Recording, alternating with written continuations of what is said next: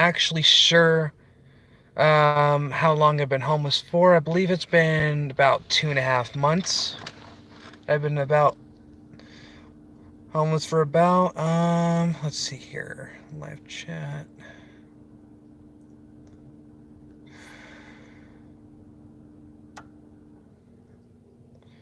Wait, can I actually see any of the comments that come in, or is that like a thing like that?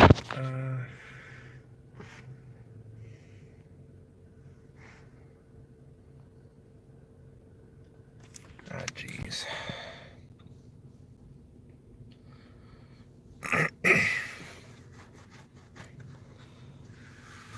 So yeah, I'm gonna be actually possibly doing a talk with you guys. Okay, hopefully I can actually get somebody to come online.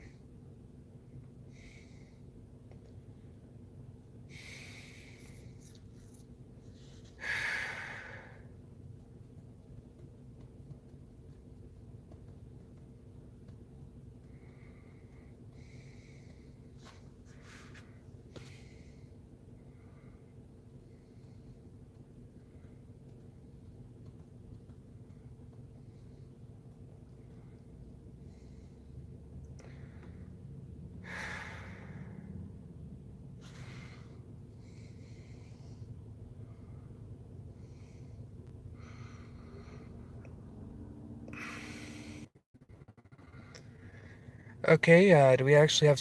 Okay, it looks like we're back on. Let's add a little bit of a thing here. Do like a dance party here. Woo! Yeah!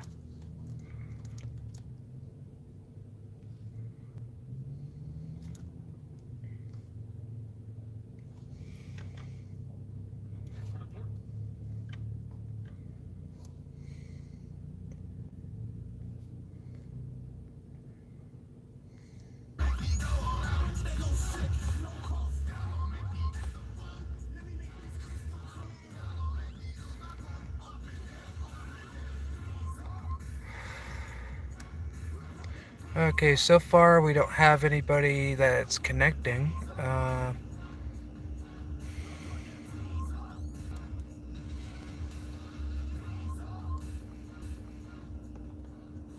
might get a copyright strike for this song.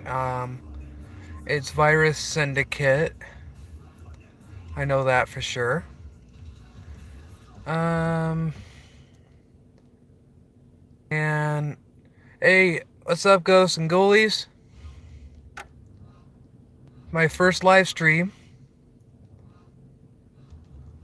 and everything. And I'm not actually sure how long I've been my car for, but I am trying to get into a place. Actually, how do I even show the... How can I even read the comments? Like, huh.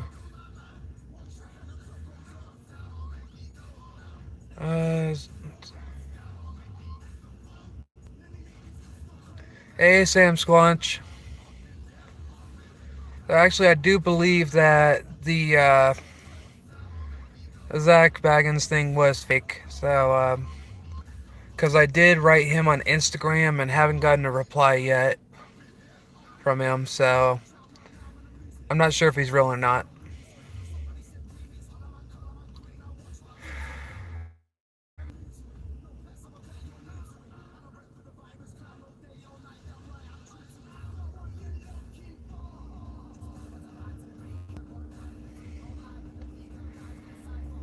No, to be honest, I'm actually past that, because, like, I actually did this not too long ago. I guess it's kind of a shout out to Jimi Hendrix, but they literally called it Purple Haze.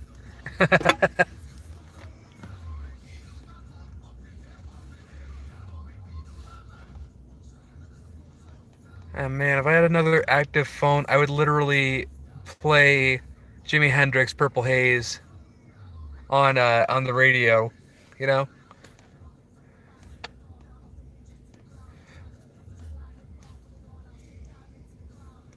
But yeah, I do know that as it is my first stream, it's probably not going to look as great as a lot of live streams and stuff, but uh, I really am trying to improve as a YouTuber and to seek advice on how to improve my channel.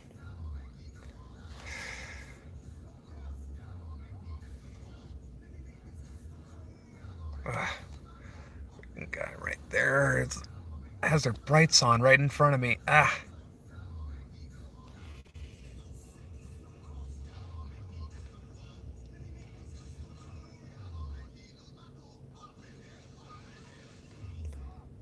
Yeah, I'm literally at Walmart parking lot right now. Ah, jeez.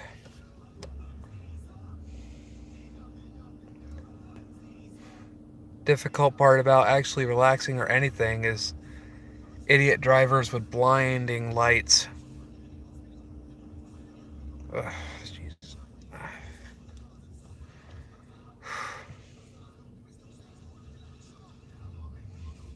Okay, maybe I should actually turn.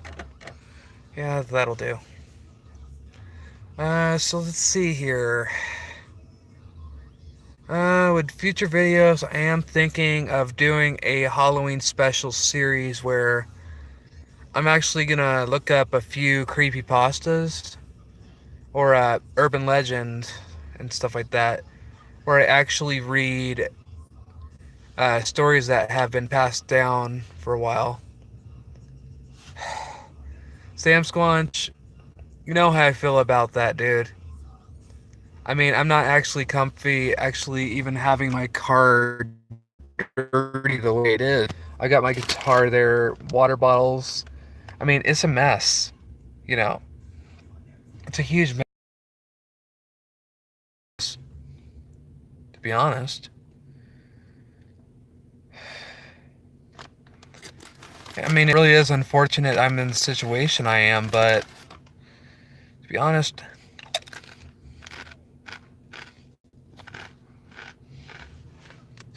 sometimes this can't be helped.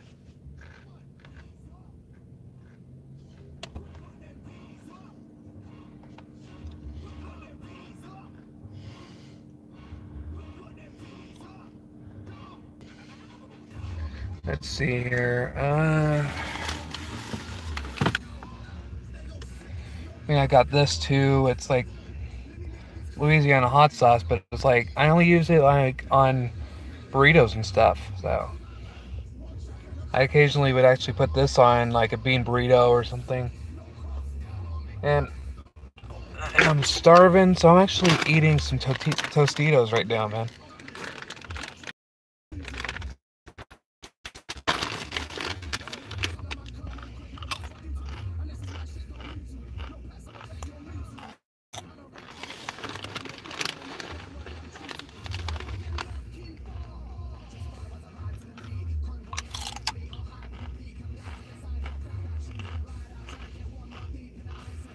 But yeah, guys, it's definitely not easy being homeless. I mean, I really don't like having my car dirty like this at all. Terrible. But yeah, if Richard or anybody is out there, uh, Girl That Gamer, I know she's out there. She pretty supportive of my channel as well.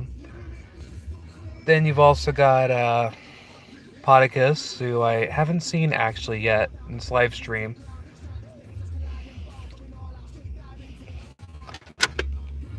Let's see here.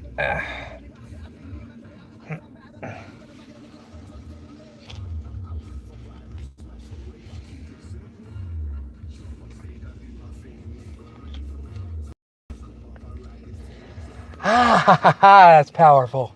Woo! Talk about a heck of a way to wake up. Ha! That's the power of a Louisiana peppermint. Woo!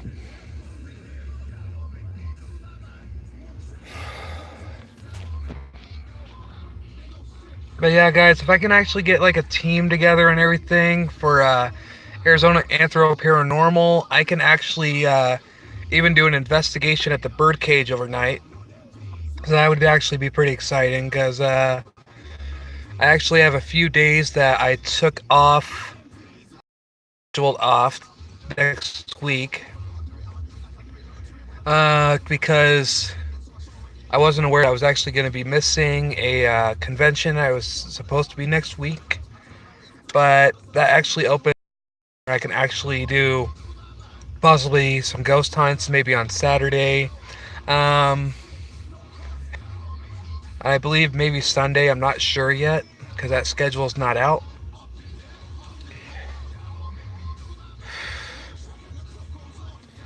Let's see. And actually, I don't really like the idea of a car tour.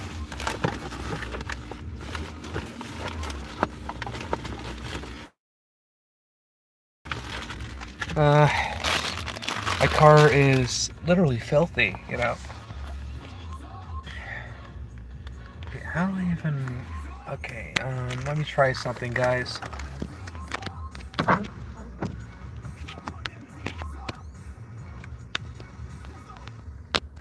There we go.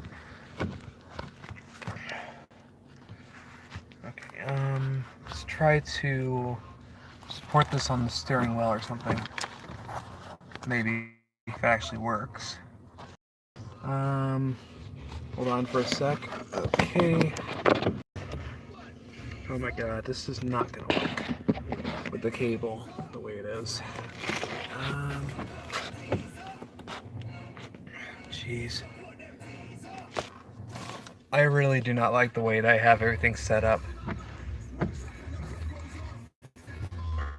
right now, because like I have a limited amount of space right now, and it sucks.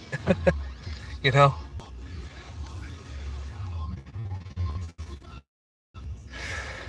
So how's everybody's day been?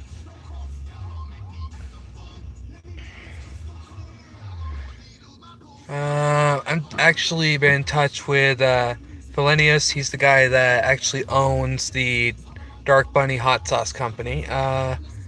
And he can't wait to actually see the video where I try out the crazy carpet shark hot sauce that I ordered. And I actually think that I might make that a live stream. So. And Podicus actually said he will. Sam Squanch, why don't you join me on that challenge?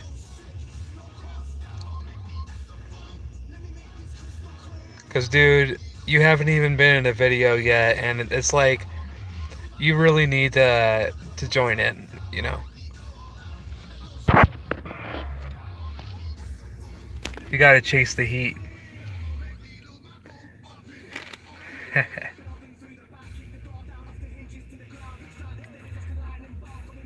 Hey, everybody who's gonna actually see this video after I upload the live feed as an upload. You actually saw it here, folks. Sam Squanch actually said that he will actually try the carpet shark hot sauce that actually has Buhalakia as one of the ingredients. Buhalakia is actually the term used to describe a ghost pepper. It also has the Scotch bonnet peppers in it. It's got garlic and all kinds of different kinds of peppers in it. So actually, it's a hot sauce from Canada, but it has a 9 out of 10 heat ratio. So, guys, we're going to see that.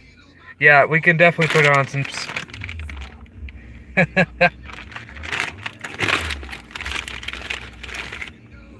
I mean, we're not just going to throw it in our mouth, dude. It's like, we're going to try it with chips and enjoy it, man.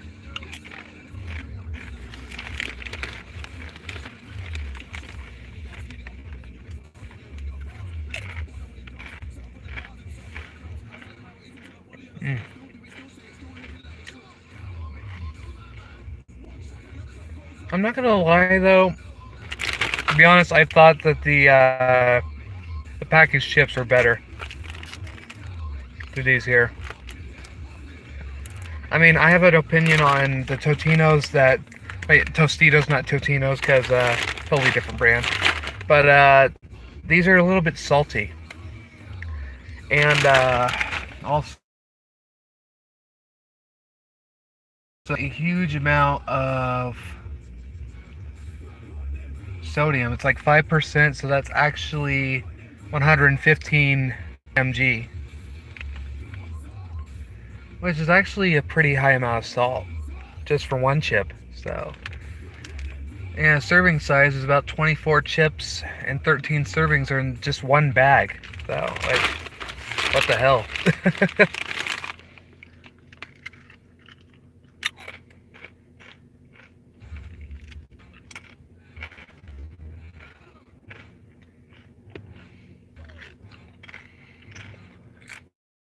In one of the previous videos, it was a video that uh, was initially going to be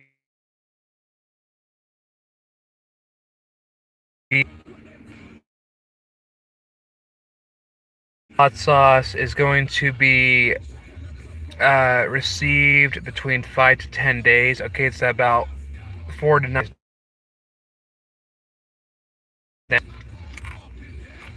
But I'm working with Millennius to actually get it sent as a general delivery so that I can actually get the sauce through USPS.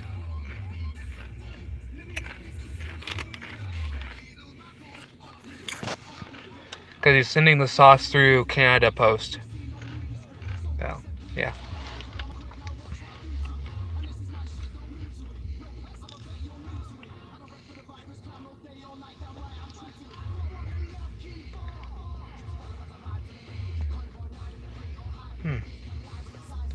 Okay, is there like a...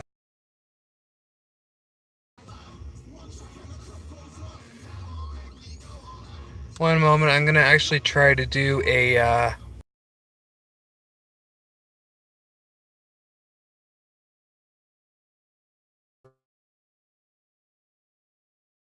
Oh, come on, why isn't that working?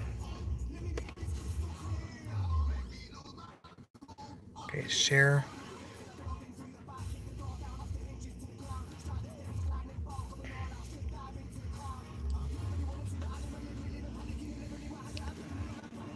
Wait, no. And we're going to do a share to Instagram. To let everybody on Instagram know that I'm actually doing a live stream on YouTube right now.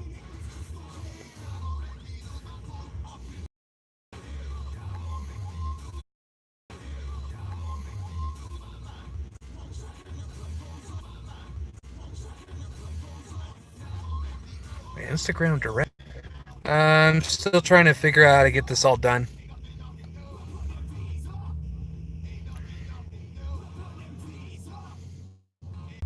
Okay, and we're back. And it looks like Sam Squanch actually left in the middle of the live stream. I did say I was going to be back. I was going to send some invites out to Telegram and Instagram. So hopefully those invitations were sent out successfully. Also, I do need to send another invite over to Telegram.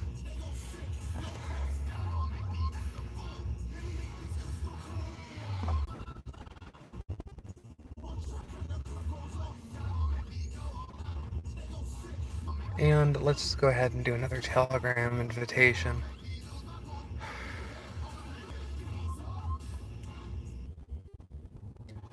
Okay, guys, and we're back. We're at currently 25 minutes, 14 seconds.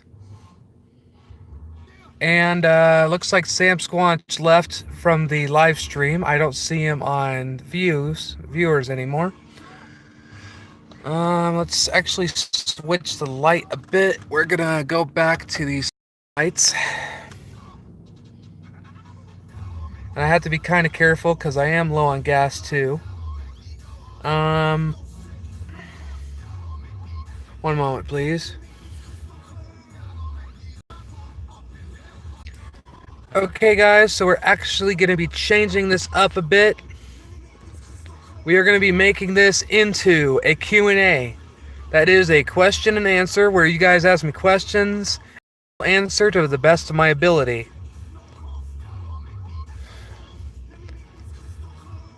It can be like TMI questions, it's like, and it can even be questions about ghost hunting, foods I've tried, or even suggestions for foods I should try in the future. I will look back also at the live chat responses when I upload the video.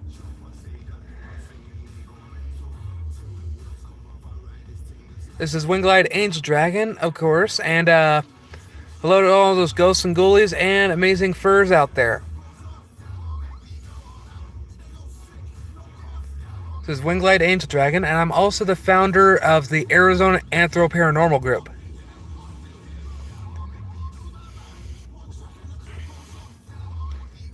And also, I actually have to say, we are actually actively searching for members to join the Arizona Anthro Paranormal team, or we're actually going to switch it to Arizona Anthro Paranormal Society, because I don't believe he is any other like paranormal anthro society. So we're actually safe there.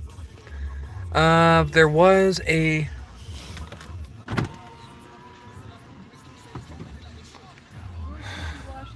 Mom, I'm live. See?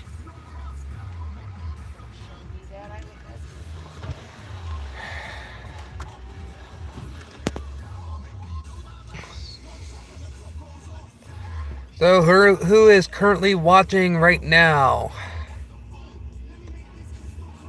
Is this Podicus? Or any other amazing peeps out there that I might know? Please also communicate in the live chat, and I will respond to you, as I can actually see the chat as it appears on my screen. So how are you doing today?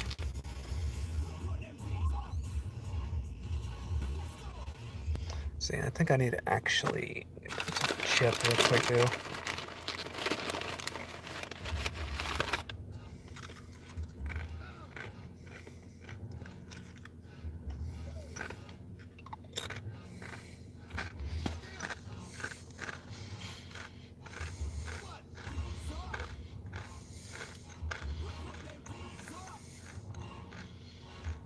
We're going to make this a question answer. So you guys can actually ask me questions, and I'll try to answer them to the best of my ability, guys. You guys can actually ask me questions, and I'll try to answer them to the best of my ability, guys. So the rules with this one is you can ask me any question. It can be even TMI questions, questions about ghost hunting, or even questions about what I do for a living.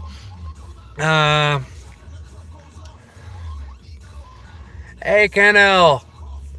Nice seeing you. It's like, you actually asked me earlier what my opinion on Huff Paranormal is. There's a lot of people that are asking about Huff Paranormal being faked or edited. And honestly, I'm not sure what to think about them. I honestly believe that some of the devices he created may work, because quartz and other types of precious gems can be used as an energy source to help channel energy for spirits to communicate better. I do know that much is in a metaphysical sense. So they're considered energy sources. Like, say how if you actually look at a past video that Ghost Adventures did over at the Phelps Dodge Hospital in Ajo, Arizona.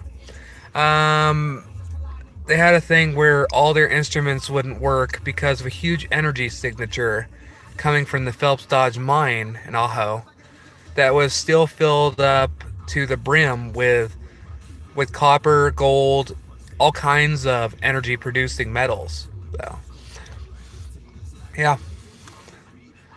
But yeah, Candle, I'm actually making this a Q&A video, or actually live stream. So feel free to invite anybody and everything. And I'm also advising to please press the subscribe button and the I'm gonna also make this a TMI video. It's not TMI Tuesday, but you know, get what I mean. You can invite anybody you want to, especially fur fandom members, people that you want to see this channel, pretty much anything. Hey, thanks for the like.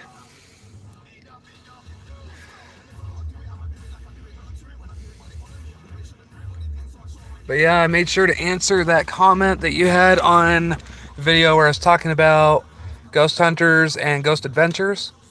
Do you have any other paranormal questions? It's like, because I know that I actually got into a little bit of a prank war. I guess you can say I got tricked before Halloween, where somebody impersonated Zach Baggins from Ghost Adventures. And that was actually pretty funny. But at the same time, it was a little bit irritating because the way he was answering was not the same way that Zach would answer, basically.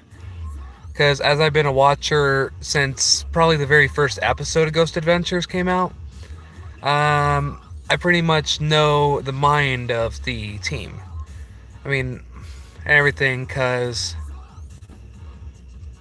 I've seen every episode from season 1 and up. So, there's that.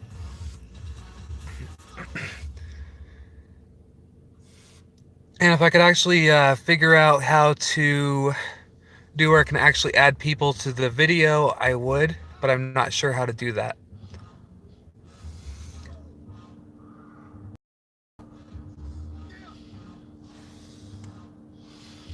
But yeah,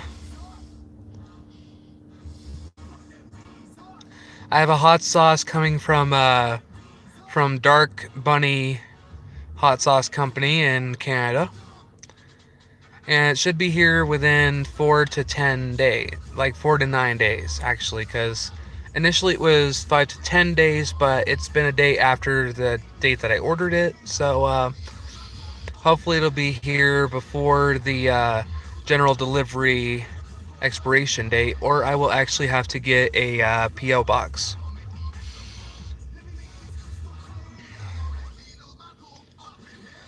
But I will make sure to check every day and to make sure that the hot sauce arrives and that I record myself eating it.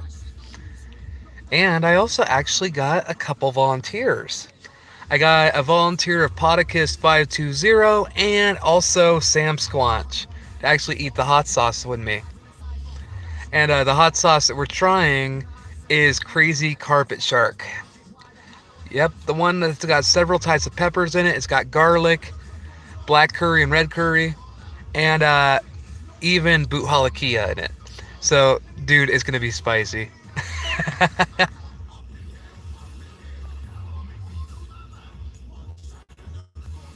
Hmm.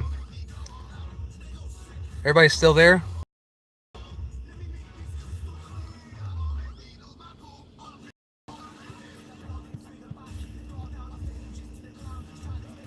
Let's see here. Actually, let me turn on one light here.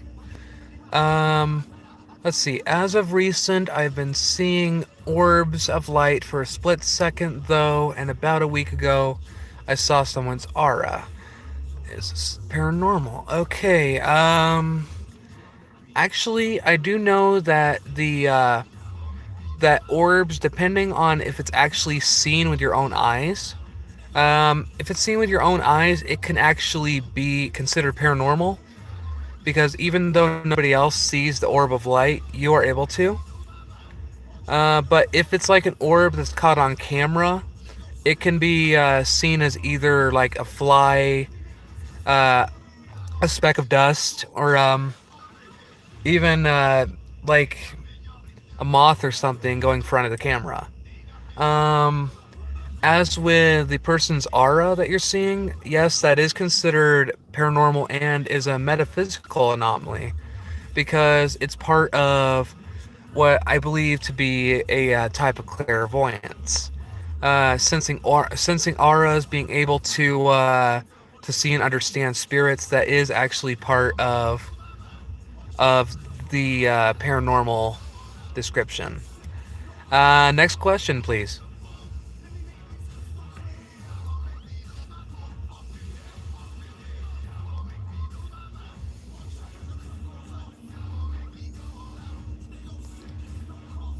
Let's see. I see them appear at the edges of my vision. Sometimes they light up the room before they vanish. Yeah, I do believe that actually is paranormal.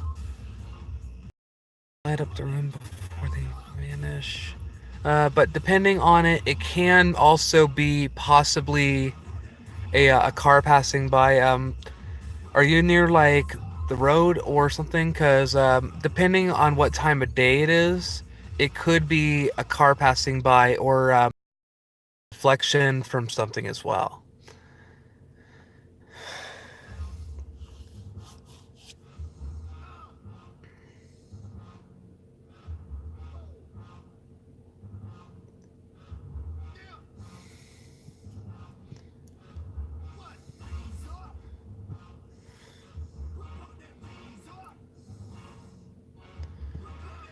Because just as I said before about documentation and proving or debunking evidence, that's what pretty much paranormal investigators does.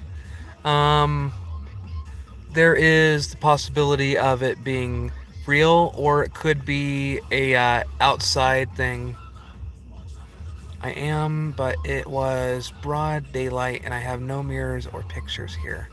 Okay, I believe that you may actually have clairvoyance and ability to actually see orbs, and that actually may be something paranormal, which means that you may be living with a spirit in your home, or depending on how many orbs are showing up, it could actually be inhabitation of the property. This is primarily due to like historic events, traumas that happen in the home. Um, it could really be anything. So.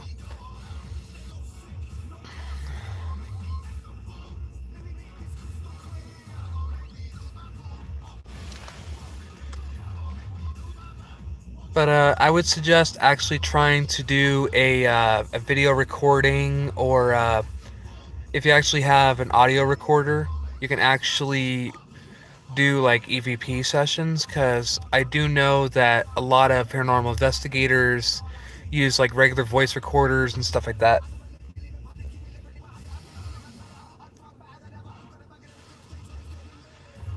Greetings, Ava. Welcome to the live stream. And I imagine that your brother is also there. Yvonne Bourbon.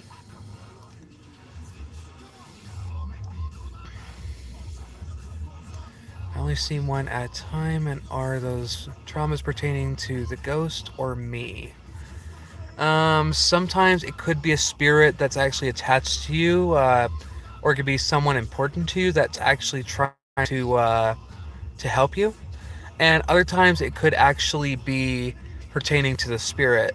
Traumas like something that happened in the spirit's past and stuff, that mean it could be like a intelligent anomaly or possibly residual.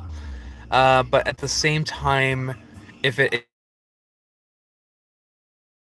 is like that, it could actually mean that it's trying to let you know it's there for you, basically. Um,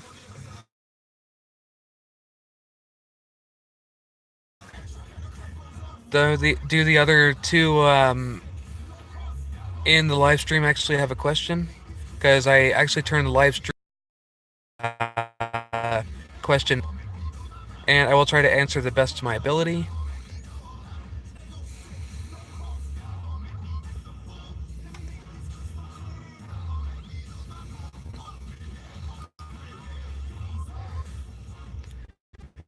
But as for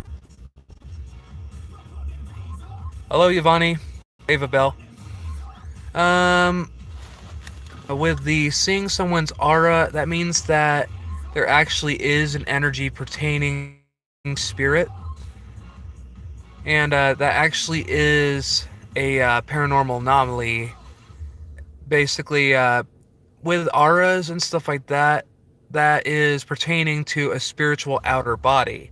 Like, for example, saying that you know how every person has a field of energy around them. Basically, with auras and stuff like that, it's it's basically like our chakra. If you know Naruto, where it has the outer energy around the arm, stuff like that. You could probably see a faint aura above the surface of my arm. That is actually one's life energy. Or if you can actually see like the outline of energy from like around here or something like that. That does actually mean that could be possibly something paranormal because the aura pertains to a person. Um, you have any other questions, Kyle?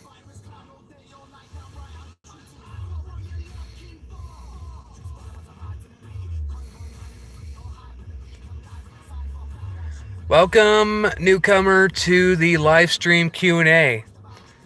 This is Windglide Angel Dragon, and do you have a question that I can answer? It could be about paranormal stuff. It can be about TMI stuff, like what do I do for work, and all that. Like, what's my favorite thing to do? It's like really anything. Or you can even suggest a food or drink I can try in the near future.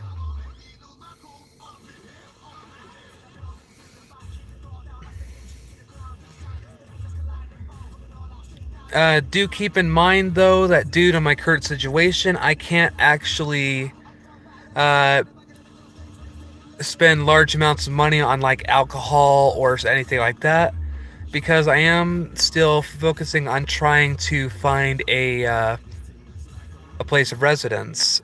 As you can see, I am still living in my car.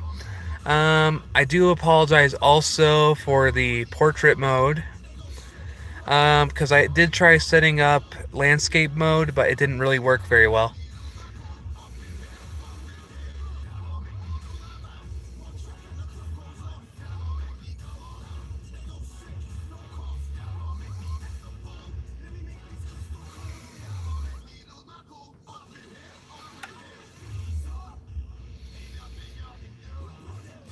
But just as I said, Canel, sometimes the spirit actually doesn't have a traumatic experience that happened to it in its lifetime.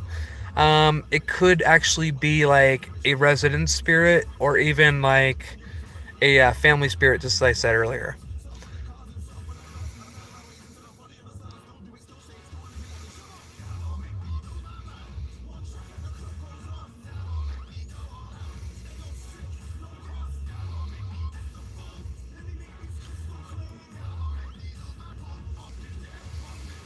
But yeah, I will actually say one thing that is very important. Depending on the type of spirit and its responses, it can be a benevolent spirit or a malevolent spirit. A malevolent spirit is the kind that'll attack you, while a benevolent spirit would be there to help you.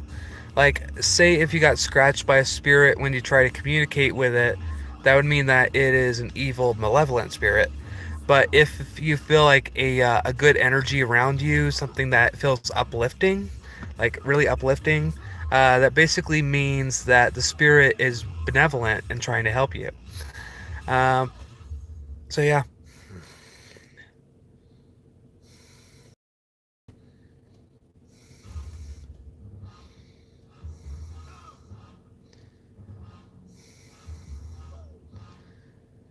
We're currently at the 46-minute 27-second mark. Anybody else have a question?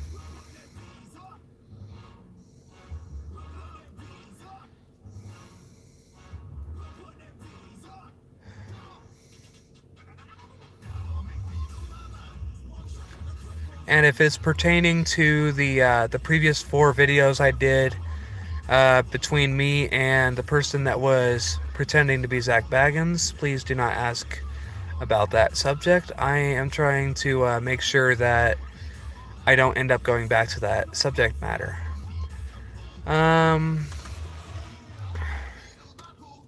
Because that was a issue that actually died off, basically.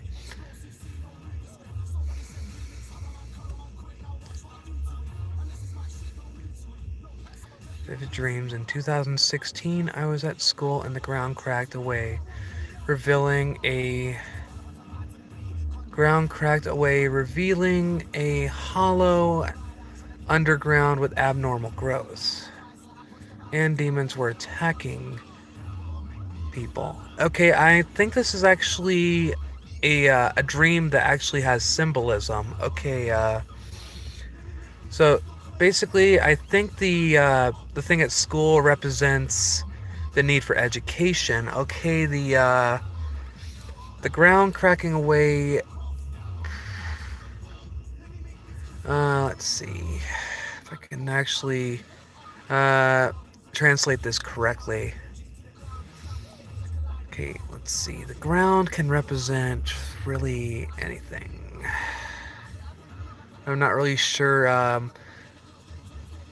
Let's see. It could pertain to a natural disaster or event, but the depiction of demons attacking people is basically a representation of evil or hell, basically. Um,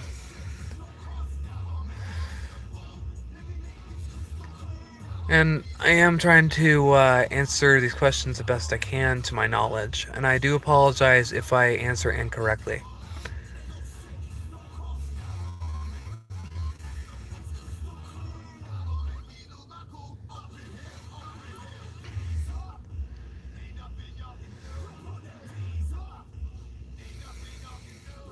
But with a lot of vivid dreams, it usually actually gives you like different imagery and stuff that gives you a description of what you're actually sensing or the message is trying to give. Kind of like premonitional dreaming. But this one seems more like it's trying to, kind of like a riddle, basically, that you have to solve and everything. Um, but yeah, I think the hollow underground where the ground cracks,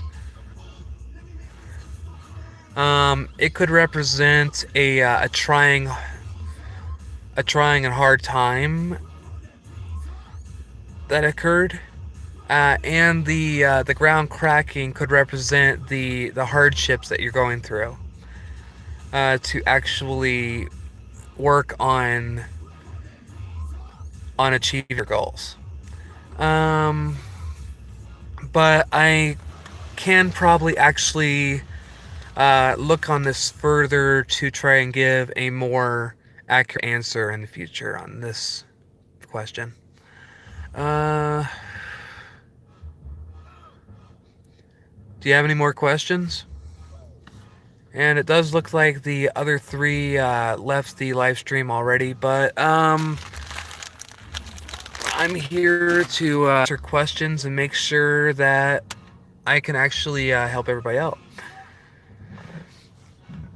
And as I said previously, I am also looking for people to join my paranormal team, the Arizona Anthro Paranormal Society.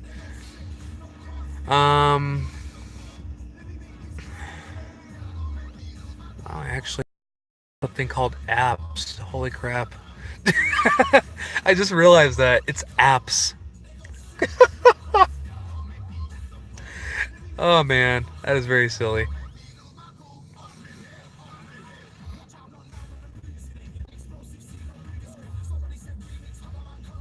Uh,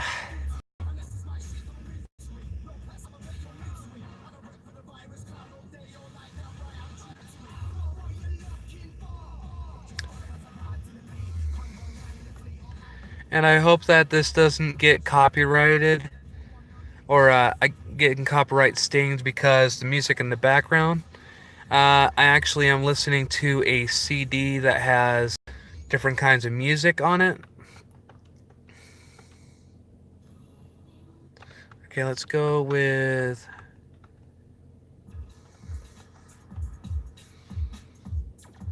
apocalyptic, where humans are gone and animal kind have taken their place.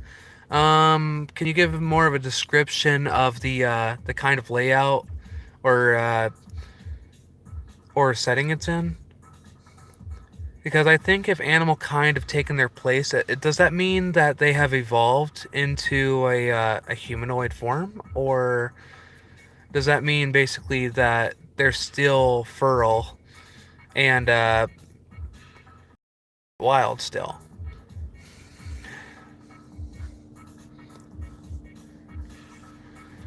Because the depiction of humans being gone can actually mean that so basically like the one where the predators are forced to wear collars that control their urges and stuff. Um, basically the absence of humans can actually represent the rapture, which basically means that the humans have either been arisen or something like that, and the animals actually evolved to being humanoids, um, to actually be able to rebuild or repopulate the earth in their own image, as uh, as our Lord would actually see fit, basically.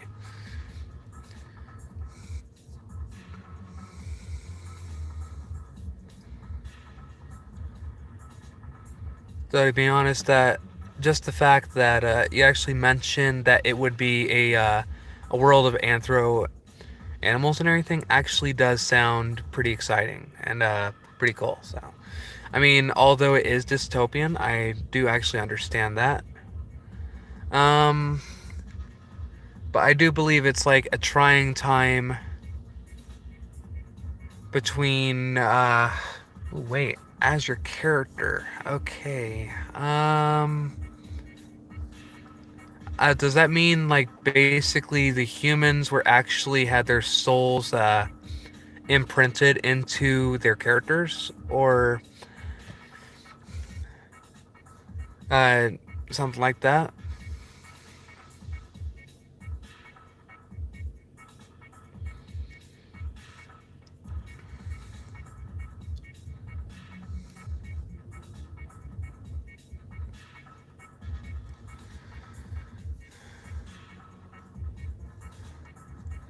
Because I believe that with the animal kind evolving, it could mean a new beginning, basically.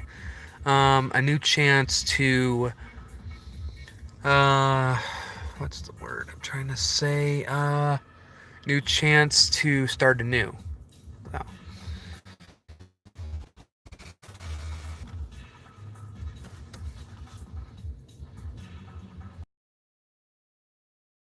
Or soul imprinting. I mean, I have heard of like theories and stuff like that. There was a Mary Shelley's Frankenstein was based off of. He was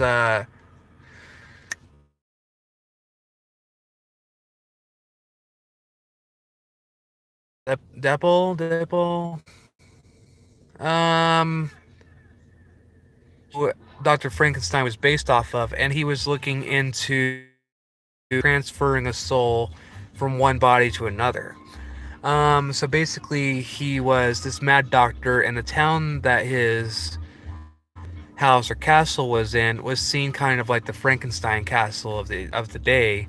And instead of actually understanding the fact that he was trying to look into advancing in science, they saw it as making a monster. So the entire town basically picked up pitchforks and torches, and just like in the Frankenstein thing, they went into an angry mob because they didn't understand what he was actually doing. So there is a theory that other than selling the elixir of life, he was actually creating life as well by transferring souls into other bodies.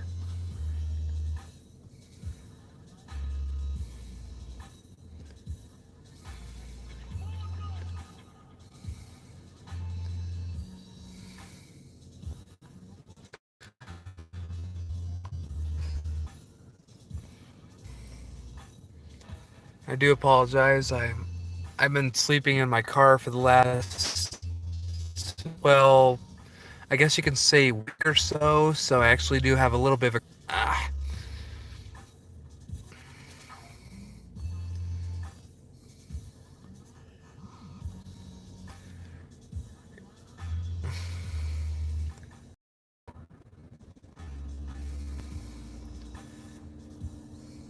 But yeah, there are actually theories on I believe they actually call it um resurrection.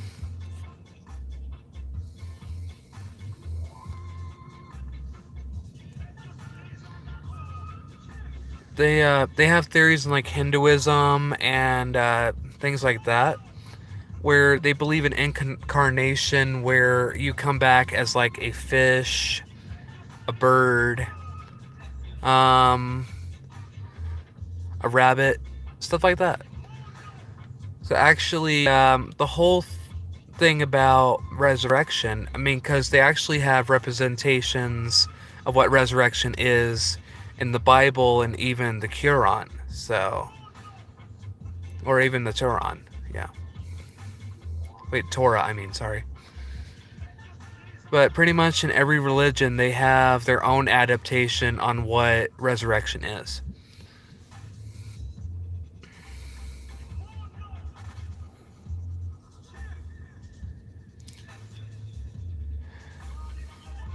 But it doesn't say anything about resurrection or being reborn into another form as actually being a sin, but rather a chance to start a new life.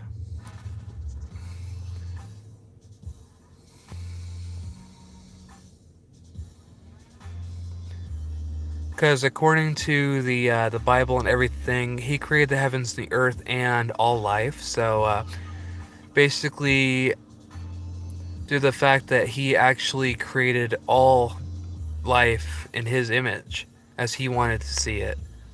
That means basically that even if you end up in like the body of an animal or something, you are still created in his image, basically. Through my opinion, anyway.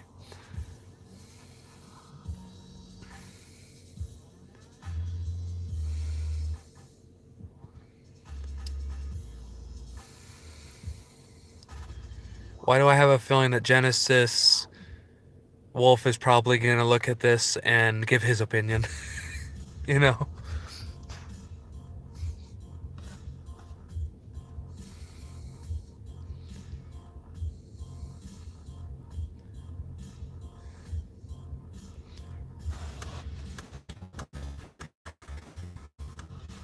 But to be honest, I wouldn't be in another fur looked at my video and gave their opinion.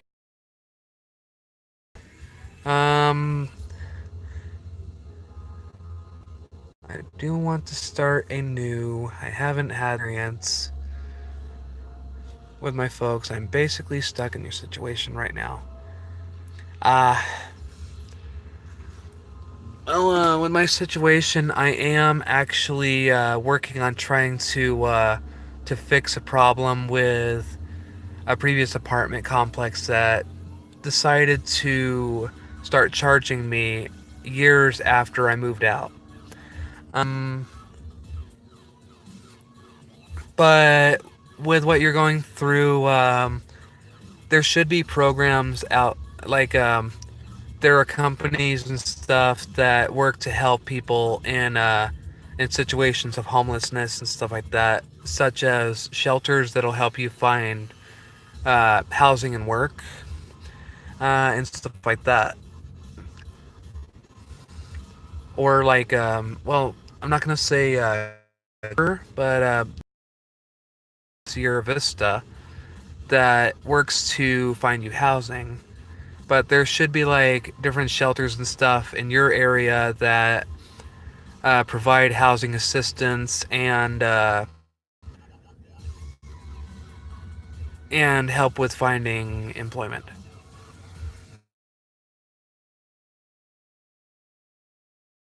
From a possibility perspective, of course.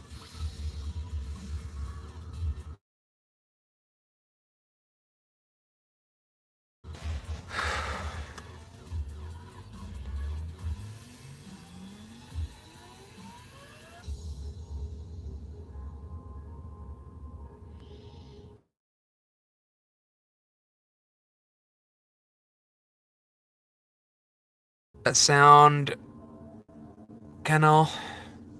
I haven't had the best situation with my neck and back lately.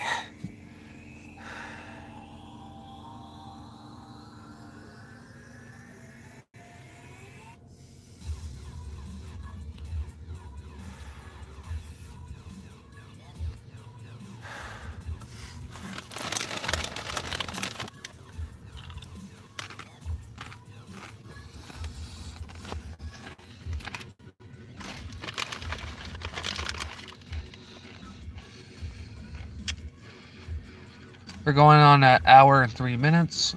Okay, am I on time? I am an artist and commissioner. I can't make money because 17. Legal age 18. Let's see here. Actually, I do believe that the legal age for applying for a job is 16 in the United States, but I'm not sure what the legal age is in other countries and such for finding employment. But as you are actually an artist and commissioner, you should actually be able to charge for your services and products. And a lot of people start at like a commissioning price of like $15 to $25. But I do recommend actually setting up a PayPal account because I know a few people that are actually like but they actually do make a living off making artwork, building fursuits, etc.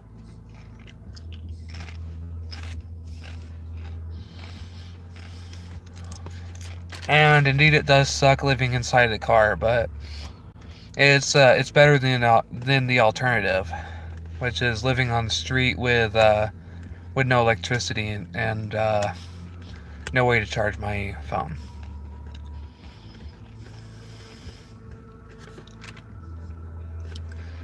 Although it actually does get hard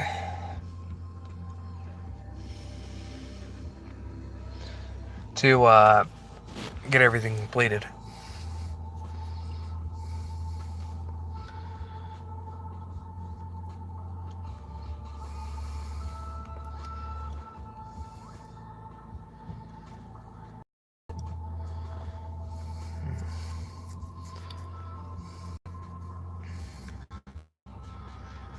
Let's see. Legal age being 17, that does actually mean that within a certain time frame, you should be able to actually start using PayPal and everything around the age 18. Um, but I do understand where you're coming from with the struggle being in the predicament and everything. And I know that sometimes if there's like a convention or some people actually set up stuff like a well, not just PayPal, but like a Google Wallet or something like that. There's a lot of people that actually get paid through like Twitch.tv a lot as well. And I've seen people actually use that as well. And have you tried using Patreon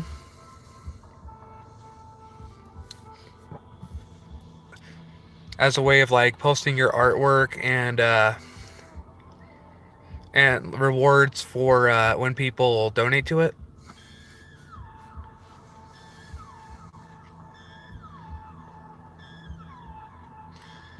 Like, say if someone does a donation of patron, they you can actually message them, ask what they want to have drawn and everything, and then you can draw it for the patron and post it on the Patreon patrons page.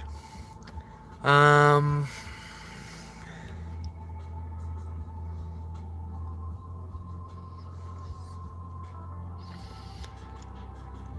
or if you go on Fur Affinity and stuff, it's like I'm not sure what the legal age is needed for making a patron for making like a PayPal stuff like that, but that I do know at least people that are 16 and older that actually have a PayPal account and will actually own Etsy stores and stuff like that, to where they do actually make money off of the stuff they make, such as like artists, writers, and poets, basically.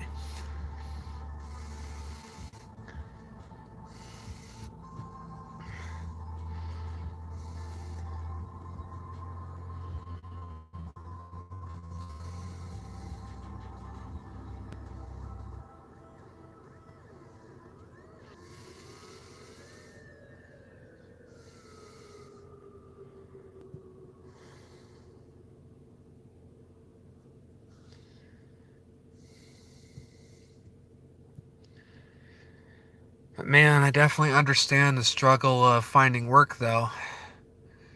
Because when I was 16, the only thing that I could actually do to get a job was I had to actually go through a summer job program, which was like it was actually just for the season, like a seasonal job basically. And after the season ended, I actually job again, and I had to wait out age 18, I believe, before I actually ended up finding a more stable job situation.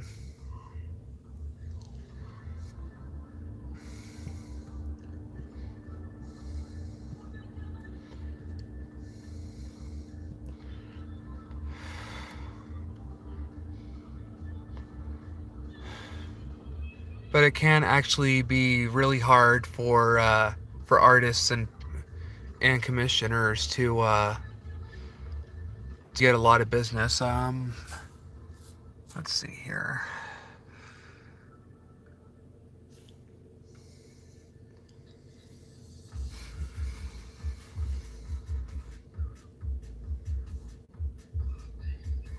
Most art is on Amino, and I still have some production because I would produce 3 commissions a week without stopping and eventually burn myself out.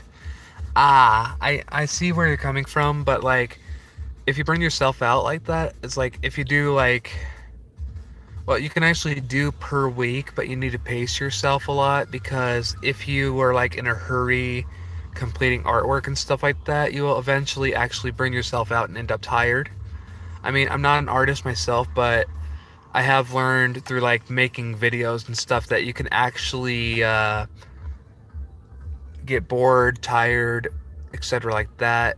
Like end up where you have like dark circles in your eyes because no sleep. And I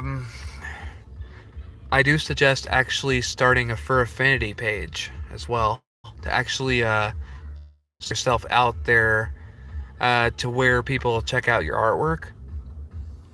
Because these days Amino is actually getting a lot less attention because a lot of poppy furs and everything are starting to realize that Amino is actually more of a hangout for, like, where it originally started. It was supposed to be for like people between teens to young adult, but they ended up with a lot of users that were basically kids from like, well, elementary age to,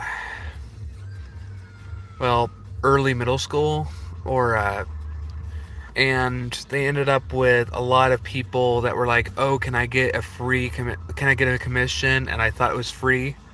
You can actually see a video like that. There was a YouTuber that I think her icon thing is where she has like the purple and pink shirt thing. I forgot her name, but she has a video where she tells that story about someone who tried to get free artwork that was a commission, and then they came up with excuses not to pay, like, oh, my family is having like medical issues and stuff.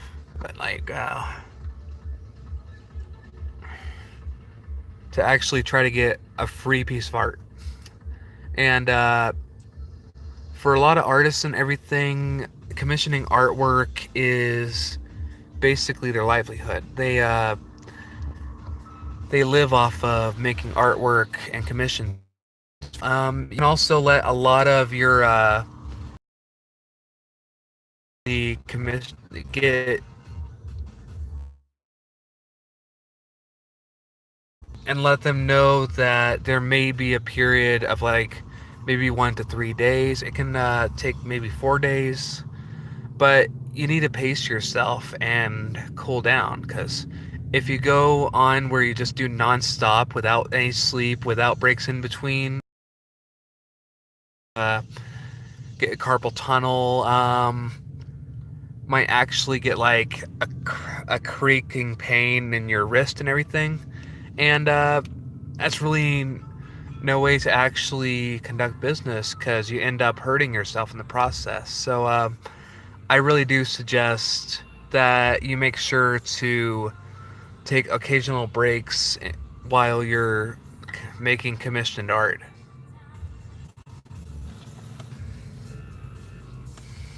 I know a few artists that, let's see, for example, on my Telegram page, I add TV Monk.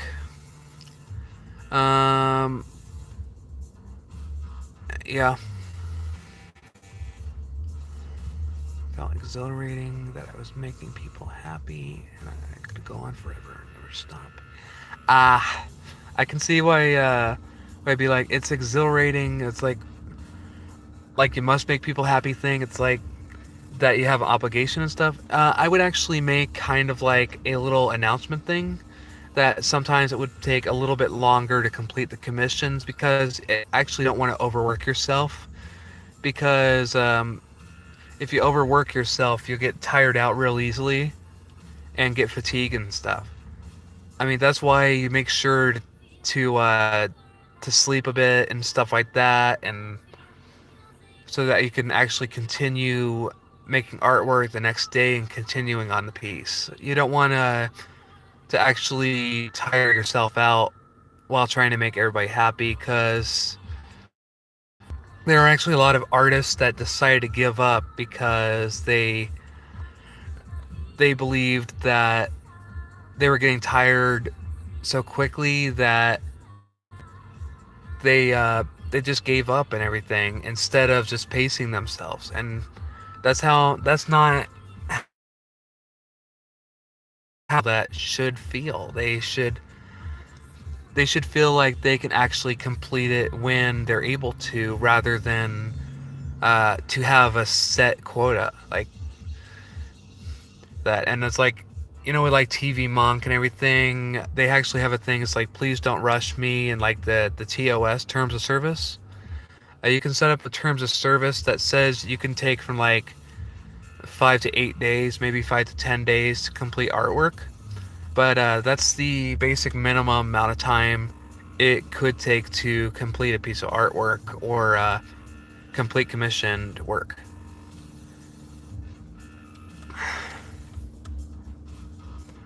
Because you don't want to overwork yourself, trust me, dude.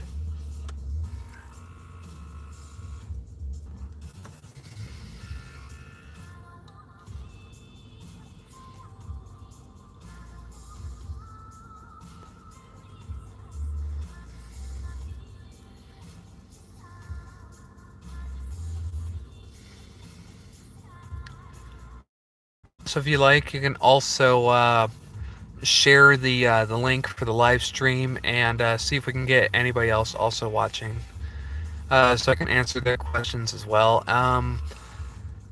I'll be doing a live stream for as long as I can tonight, at least until I start a little bit tired, and I'll end the live stream there. But right now I'm still awake and everything. I've got a another energy drink that I could probably drink too to act and everything.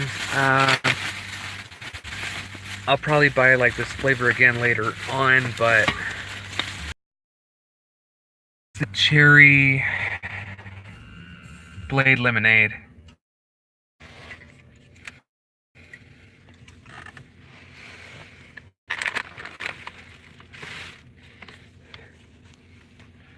But yeah, dude, when you overwork yourself and your body and everything, it tires yourself out. You find yourself being unable to sleep, unable to do like the necessary and basic tasks and stuff, to where you end up in an area that many artists call art block or writer's block or pretty much anything like that.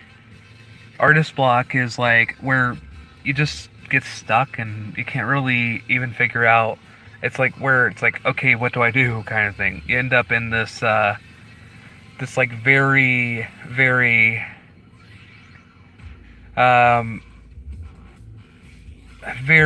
confused and anxious mood.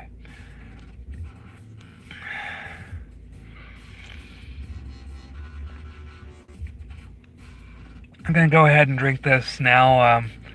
I do have work at 8 o'clock in the morning, but I'm gonna continue on with the live stream at least until maybe 11 o'clock. It's currently, I believe it's 9 something at night right now. It is 9:25.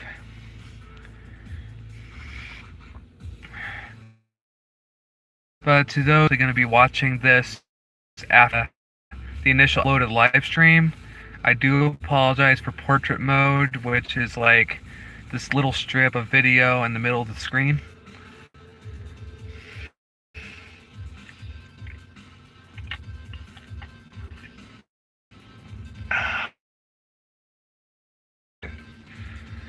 Thank you.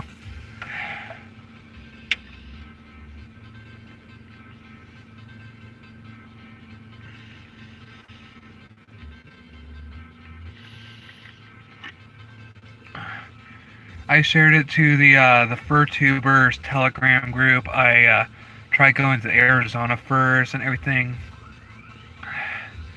and it's actually easy reaching out. I actually know how a lot of live stream people what they go through now. So yeah.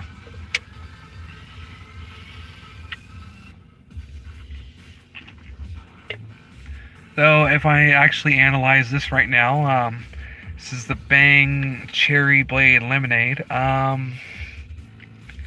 And to be honest, it does actually kind of have like a zing to it. It's very, it has a slight cherry flavor, but mostly has a very strong citrus taste to it. And a little bit of a burn too. But a little bit of a tang, I guess it's because of a slight natural sweetness to it, but it actually doesn't really have a noticeable and combined flavor, rather than Just tasting like pink lemonade, basically.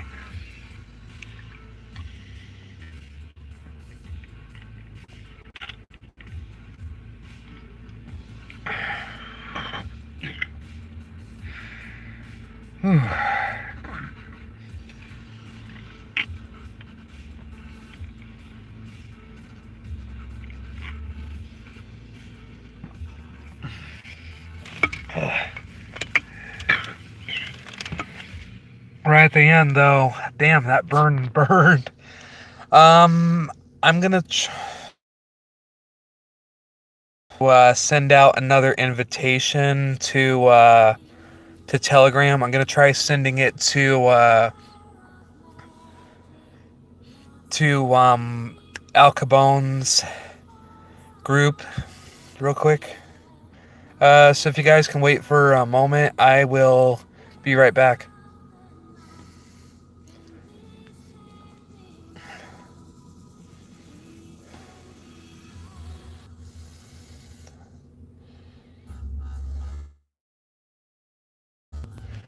I do literally just have only my phone, so like if people end up leaving in the middle of the live stream without the understanding,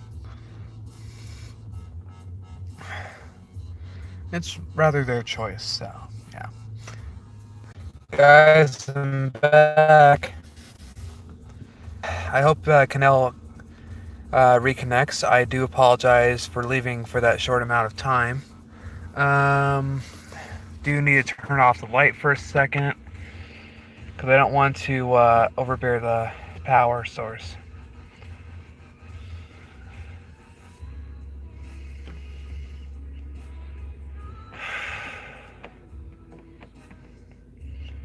Ow. Not gonna lie though, but I think that they actually put a little bit too much lemon in the cherry blade lemonade because my top lip is actually burning. So yeah, I do hope that more people actually do decide to rejoin. I hope Canel come back. Canel the bunny.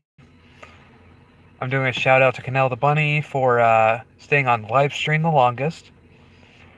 Welcome back, Canel.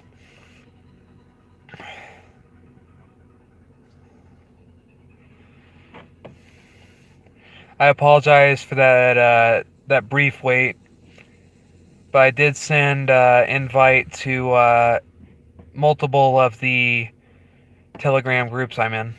So, yeah. Oh no! Here, gosh. No!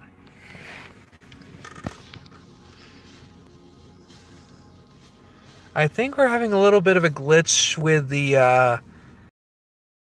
YouTube live stream on mobile.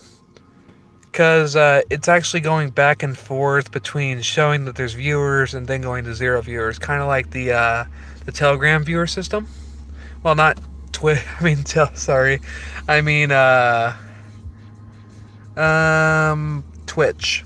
Twitch sometimes has that the glitch where the viewers counter actually goes between 1 0 to 0. Like, it's a little thing they should have patched a while ago.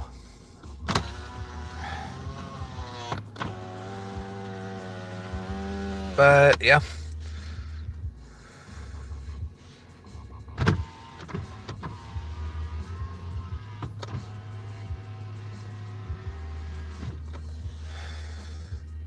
But yeah, the past couple of days, we've actually ended up having 48 degrees at about 1 o'clock in the morning. So I ended up waking up in the middle of the night just like shivering and everything. It's terrible. I'm also doing where I'm actually opening and closing the windows because of all the moisture and stuff. So yeah.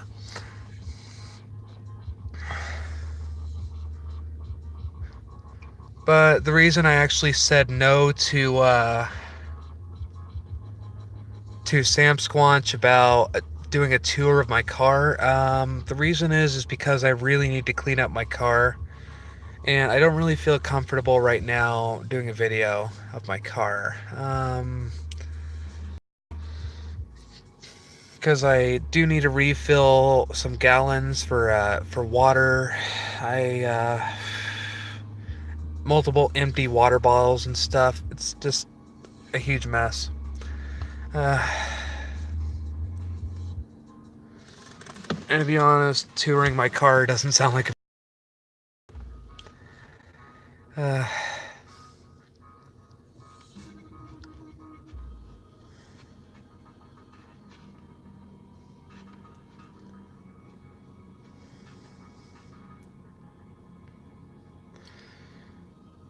Okay. Could I actually just like hang this for a second, or is it actually gonna like fall or something? Okay, I'm gonna do that for a second while I actually get this here to where I get a little bit warmer, because it's starting to get a little bit chilly. So, yeah. Ooh, it snowed slightly while the sun was beaming. I pray you get out your struggle soon. Thank you, dude.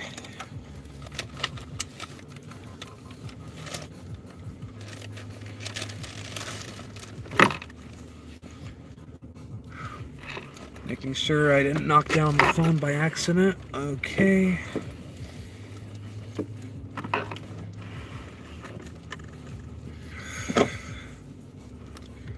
Okay, I seem to be back to where I'm actually warm and all that. So let's plug back in the cable. I don't want to have my phone actually end up dying in the middle of a live stream.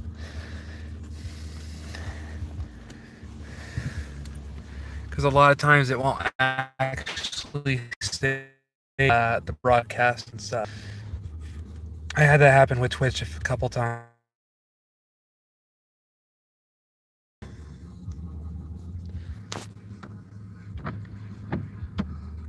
Okay, turn it up to about there.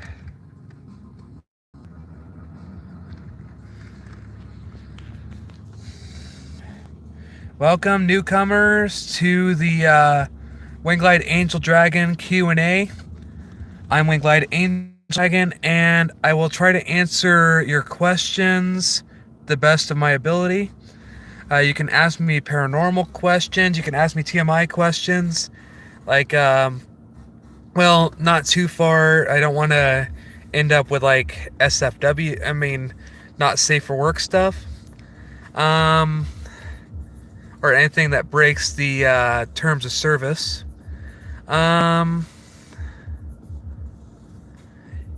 You can even ask me what I do for a living, how's my day, you know, it's like stuff like that.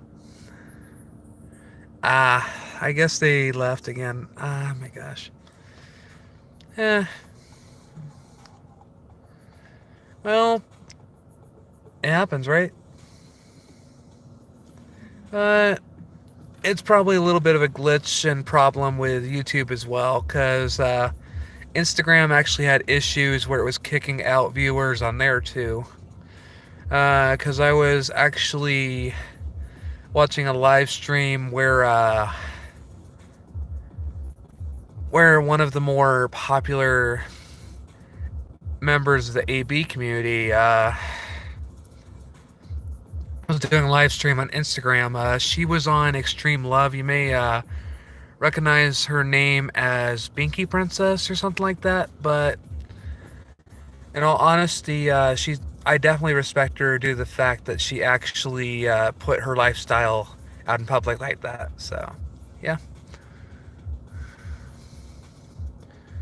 Wow, we're actually making it to an hour and a half now. How about that, guys?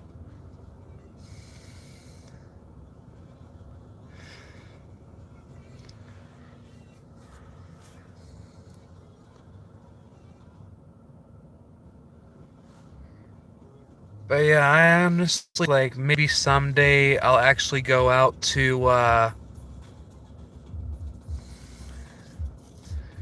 I'll go maybe out to Flagstaff or something in the winter time, or go out to other places like that, because I honestly think I could use a little bit of chilliness, because being here in Arizona, it's like there's hardly any place that's actually nice and cool.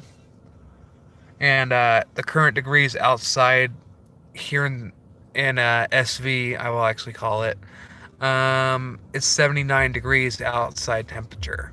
So it's a little bit warm, but also really chilly too.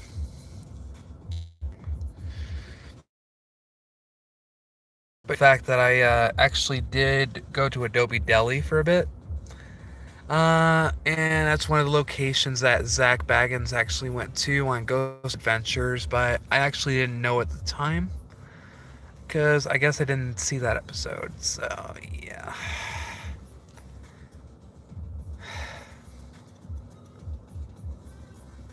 And yes, I do understand it is a little bit dark on the video feed, so yeah.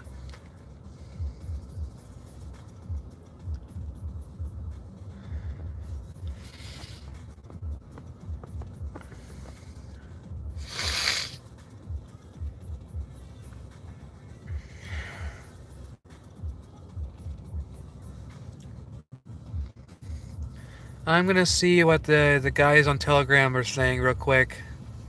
I'll be back lickety split. Oh man, what the? What's that? Oh my gosh, I'm pressing the wrong buttons. Reconnected again.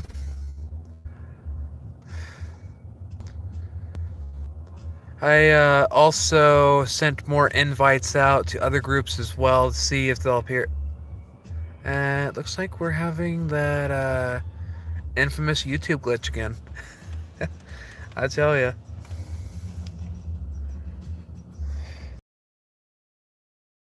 Sometimes I think they need.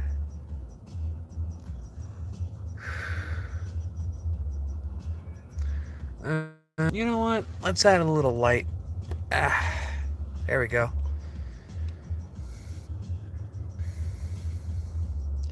Okay, I guess it's just showing a viewer glitch or something.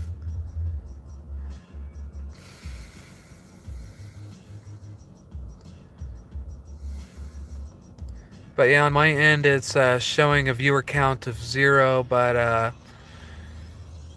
okay, it fixed itself now. It says 1 viewer. Hey, welcome. Second individual that's just joined our live stream here.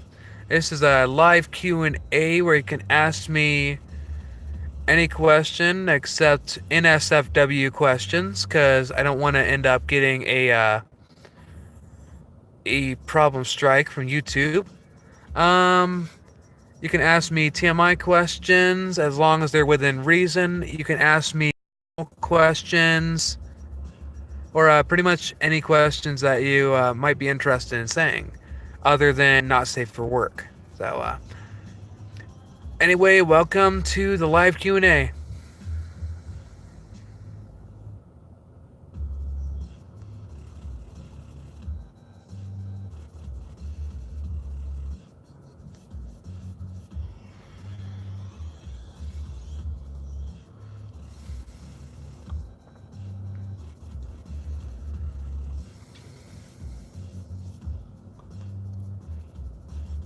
And to those now joining us, if you're a newcomer to this channel, please make sure to press that subscribe button and also make sure to press the notification bell. Hey, Canel, is it still showing 2 viewers for you?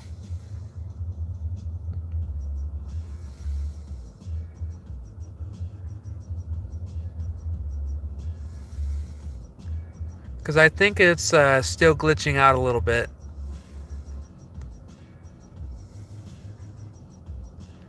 Okay. So I guess the viewer that was in here earlier, that was the 2 viewers, 1 like, left at that moment. So, yeah.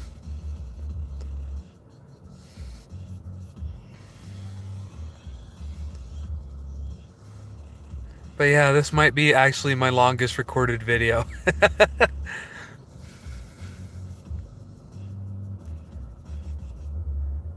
But yeah, live streams are usually relatively long, so yeah.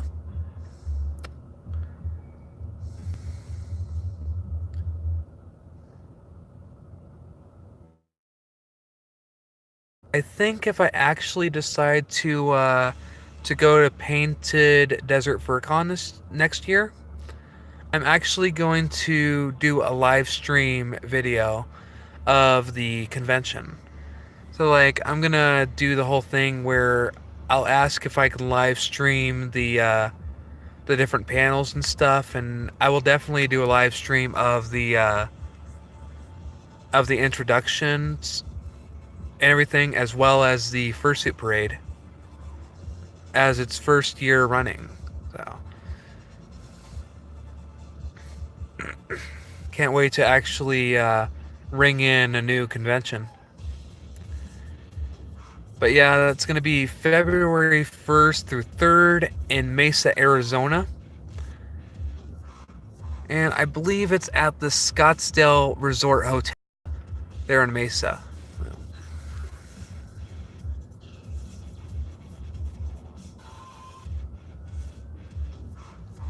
What's going on?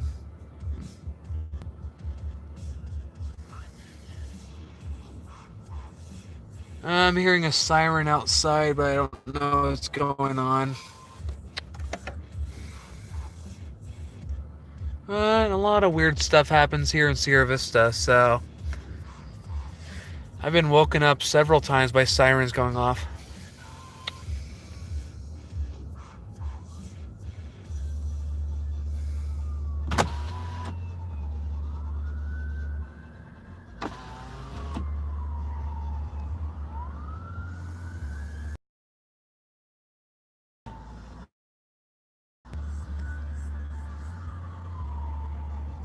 Yep, there it is.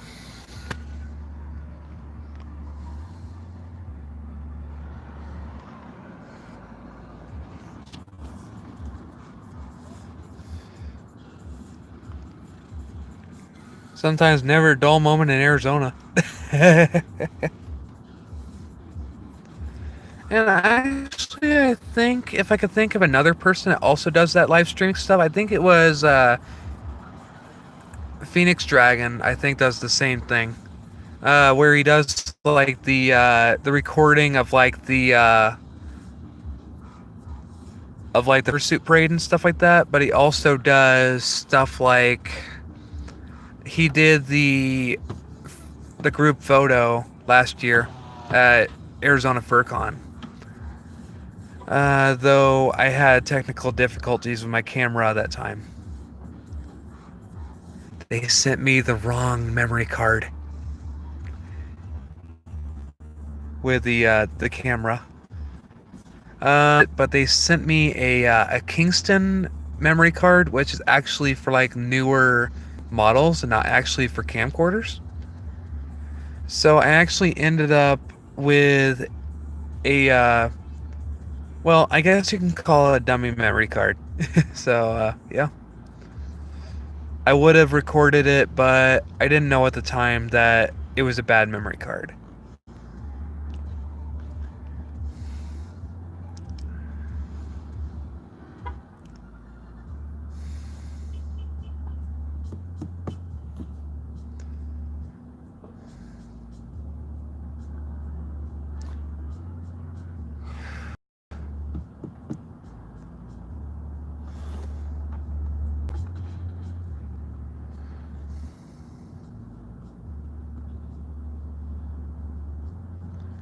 And to be honest, the reason I'm using a CD with just like random techno songs and stuff is because if I actually go to the FM radio, I might get copyright striked for different kinds of songs like that. So yeah.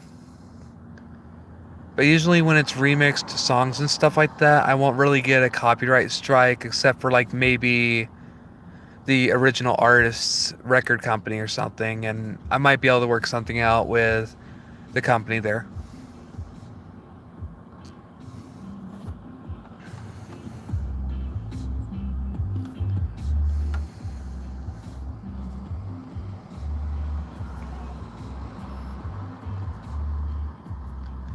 You know, let's go back to that one song.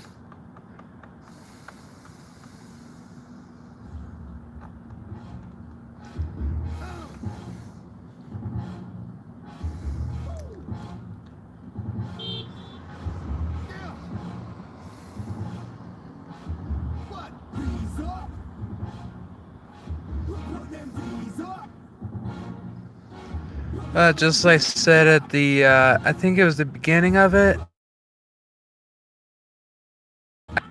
Sonic Syndicate, like that they made a remix of this song.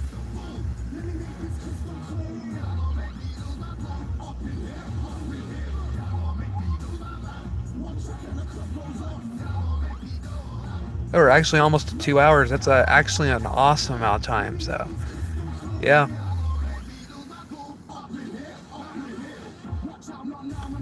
I honestly hope we get some more people watching, because... Oh, that's cool, actually. That means...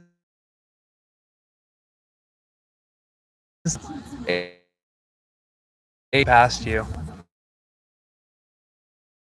Your ability and stuff like that as a person who's able to see paranormal stuff like that. That could mean that you're actually have a type of clairvoyance. Yeah.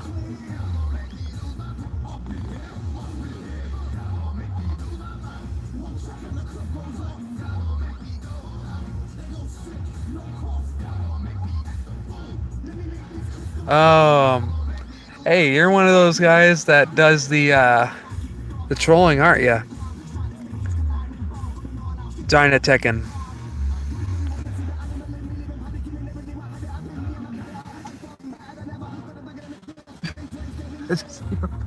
Wait, what the heck?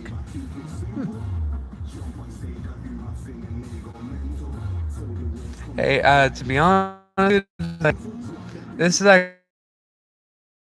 actually won't do anything like the whole soap thing or anything like that, because it's actually not very nice of a comment anyway, so, yeah.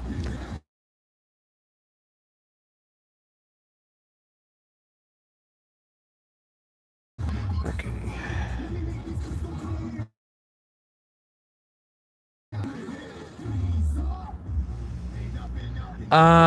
Actually, I'm using my cell phone right now, so I can't really watch anything else.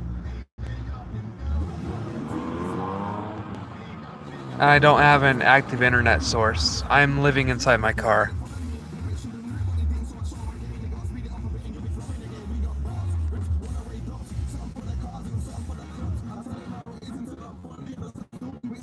Welcome all newcomers to the live stream queue. I am Windglide Angel Dragon, and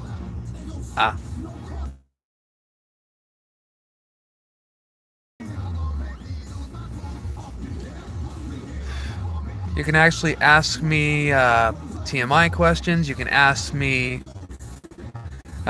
questions about paranormal events that happen to you or anything.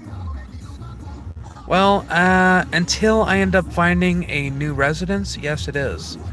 I'm living in my car until I end up finding an apartment or something.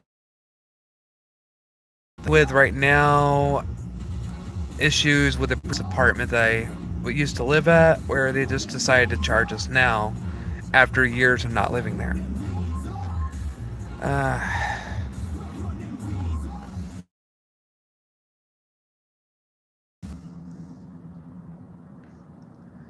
Well, actually, it's gonna switch to a different...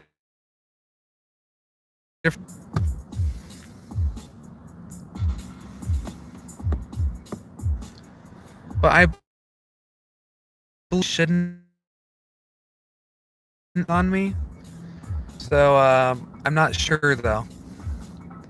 Though if I do actually get a strike from, say, a record company or something, I will try to work out a compromise so that I'll still be able to have the video on.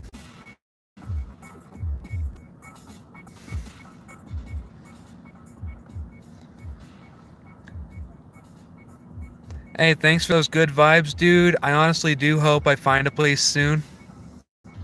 And greetings from the USA.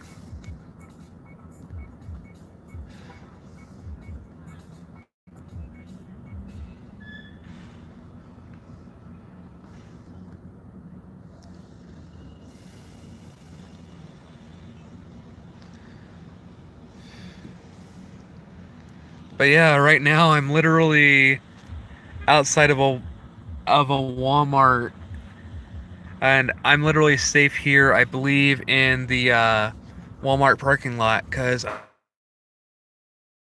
I'm cameras pretty much everywhere. So hey, Crazy Crux Productions, welcome to the live Q&A. You can ask me TMI questions, but within reason. I don't want to do any not safe for work questions. And also you can do like questions about the paranormal. You could ask me what my favorite activity is, stuff like that.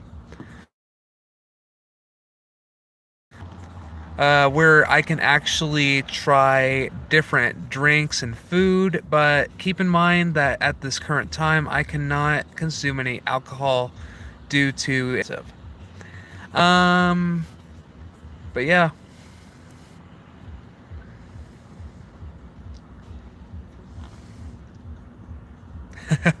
Where's the lime sauce? Bloody hell, where's it?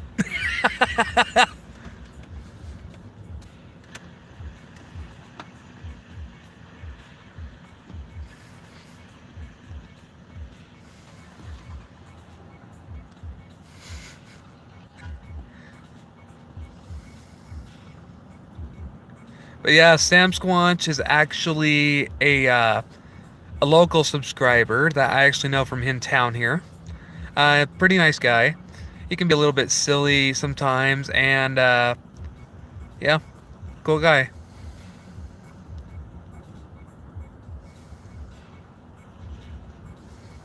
I don't know if Richard is watching. The bigger question is, where's the lamp sauce? Wait, actually, here I have Irish, Scottish, English, Cherokee. Not sure what percentage of each part. So I was originally born in California, but raised all over the place. So I don't really have an accent.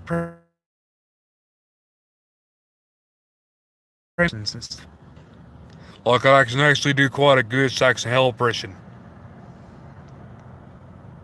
Saxon hell.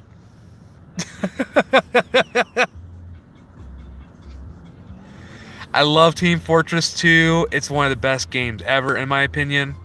Definitely love it. I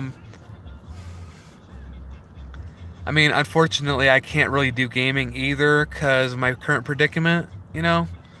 Once I find a place to live, I am definitely going to go ahead and get into a new apartment. I'm currently living in my car, as you guys can see. I'm not going to do a tour of my car because I still have a lot of cleaning to do. I actually have to throw this away and a few water bottles. Sam Squan, she actually missed it. I told you so, Sam Squanch. You asked me earlier and you thought he was from England, but he's actually born in Scotland. Medic! Yeah, born. Oh, wait, no. I messed up.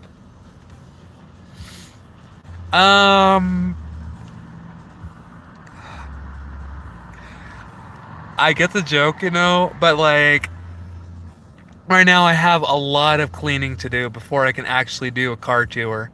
I mean, I don't really have like TV screens. I don't have anything fancy. I've got a stock radio, um, and everything like that. I'm actually close to E as well. I already have the gas sign up. Uh, though I do have this really nice hat, so I'd rather be ghost hunting. I mean, I also have my fries hat here from work. Yeah.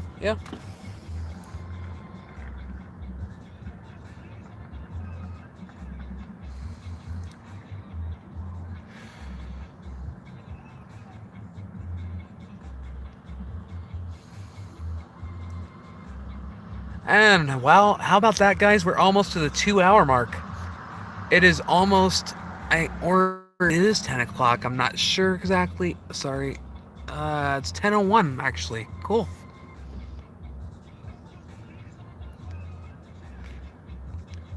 But yeah, ghost hunting is actually a pretty cool activity. And, yeah. But you actually do have to take a lot of different precautions too. Like, making sure that you're able to protect yourself spiritually from being possessed. Making sure you have a cross or something like that, or something that you can use to protect yourself. Um, and here's actually a good one, but I don't have a team yet. But always make sure that you don't go alone into a night investigation. You definitely need a team in case something goes wrong so they can pull you out, everything like that. Because if you get possessed or anything, that Bible won't actually save you if you're alone. You're going to have somebody that can actually pray over you to remove the evil spirit. I've seen people that are possessed, and it gets actually pretty scary. So, yeah.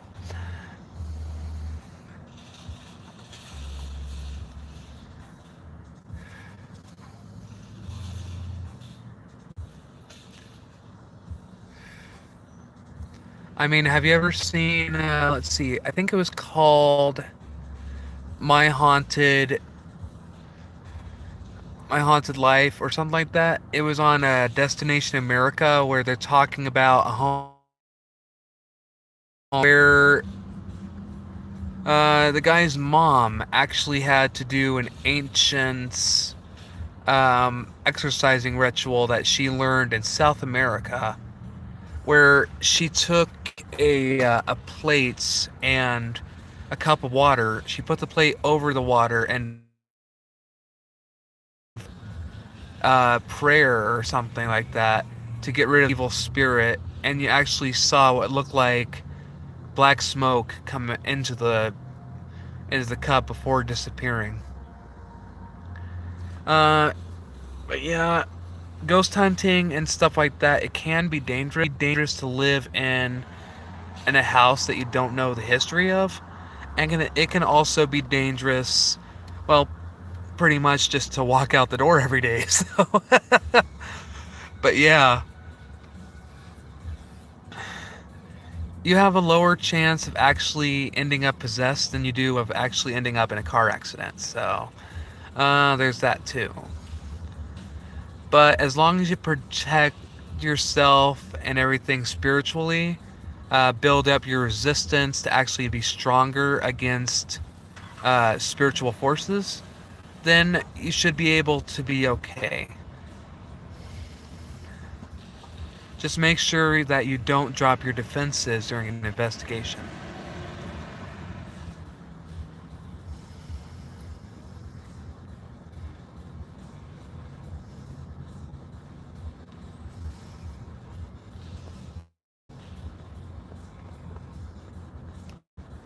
Would I be prepared for a zombie apocalypse?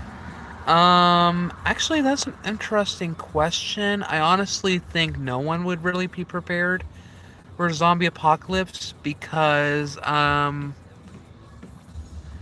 be honest, I believe that if there was an apocalypse or any kind of thing like an epidemic, you can't really be prepared in any situation like that.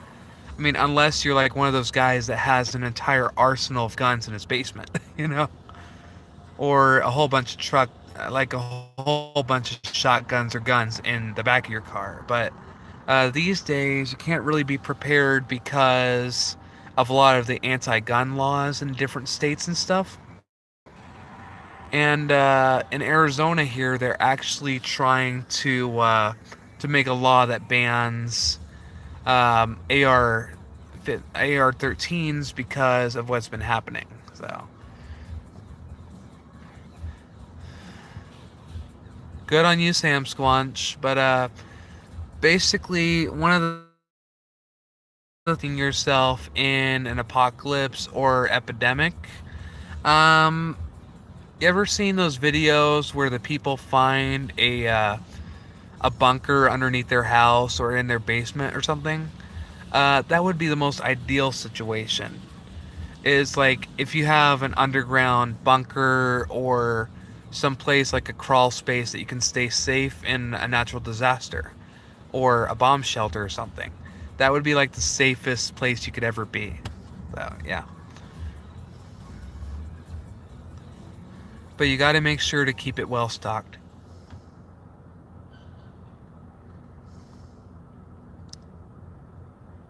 Okay, next question.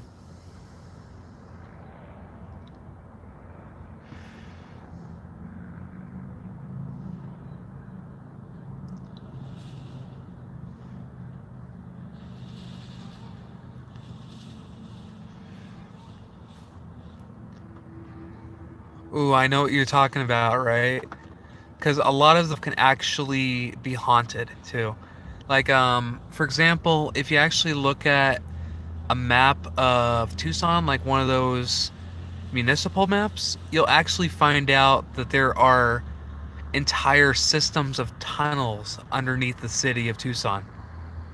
And if you actually look at some old maps of Tombstone, there are entire tunnels underneath Tombstone too. Entire networks that were used by the Chinese during the old Western times. How long have I been a furry? I've been a furry possibly all my life. I'm not sure, but I discovered the furry fandom in well, during my time in high school. So I would probably say around 2005, 2006 when I truly discovered the furry fandom.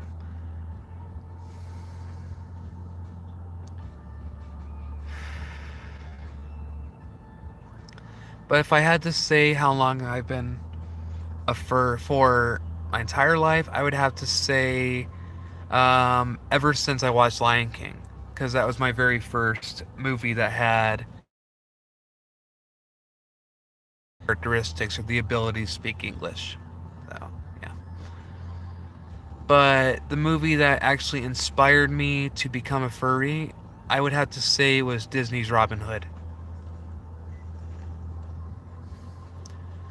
So, if I actually had to say how long I've been a furry but unaware, I would probably say about 26 years or more.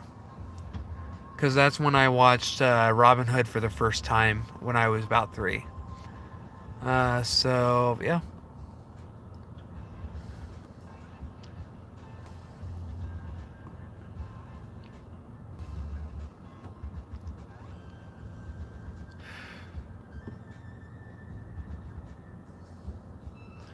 But yeah, guys, feel welcome to actually share the live stream to your friends. I am actually doing a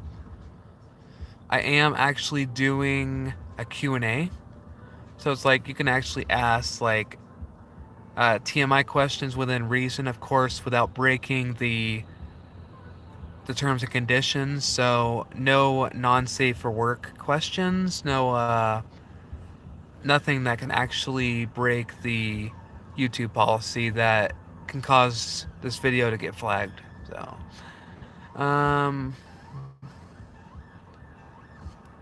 but yeah, I'm gonna turn on random there.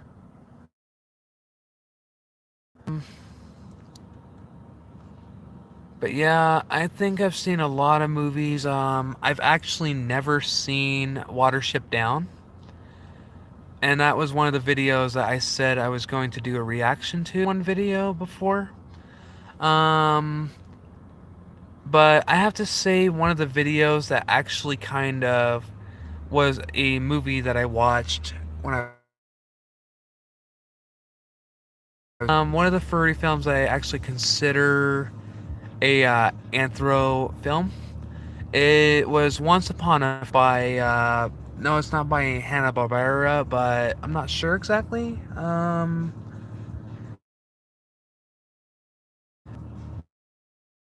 think it was a video explaining about helping out forests and stuff. What just happened? What just? Hey guys, sorry about that little glitch that just happened. Um, I had a little bit of a problem where I guess that my lock screen turned on, and I really do apologize about that. So I am back now.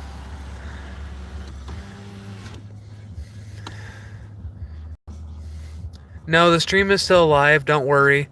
I just had to re-unlock my phone. I guess sometimes I guess YouTube actually had my phone overheat or something, so it went to the lock screen to cool down for a little bit.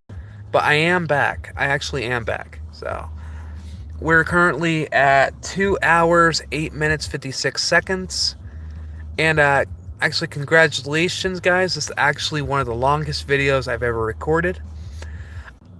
Hey, Crazy Crux Productions, are you with me? Because I see there's 2 viewers here. Hopefully, you're still with me. I do apologize for the little bit of a glitch that just happened. Of course, one of the cool things for me is I actually have a evolution thing, but like my wallet's a little bit. I guess you can say the color's starting to fade on it, but I love Pokemon. I have for a long time now, you know. And as I said before, welcome newcomers to the live stream. This is a Q&A. You can ask me TMI questions within reason. You can ask me questions about the paranormal or how I'm doing. And within reason for the TMI questions means that you are not actually allowed to tell me or ask me any not safe for work questions. So that means like questions that would violate the YouTube policy, basically.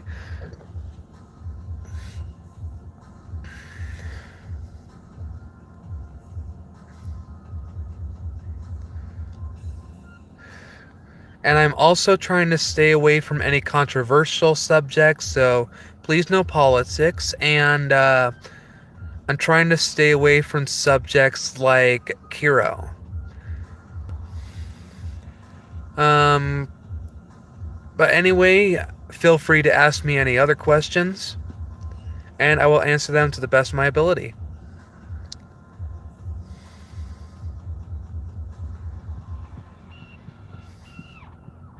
Though I will say this, I actually am a fan of To the Ranting Griffin. I'm one of his subscribers, and he actually does pretty good gaming content. So yeah.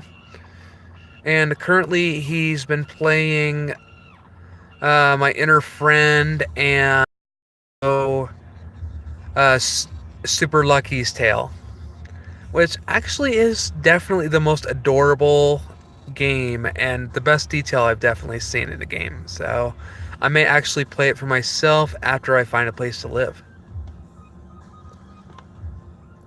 Wow, that. Give me a second to get a water bottle.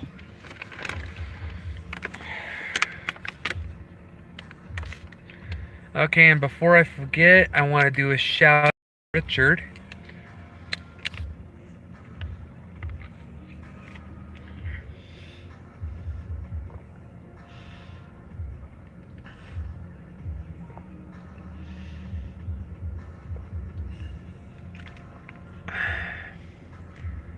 And let's see. I wonder if that. Let's see. I think it's Girl That Gamer. Um, she's a pretty awesome fur out there as well.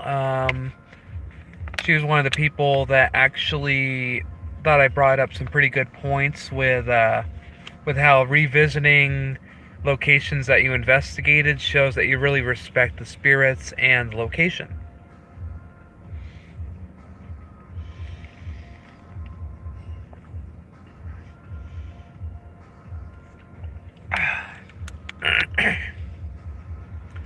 Though I will admit that when I was talking about Zach Baggins, I wasn't really talking very positively about him.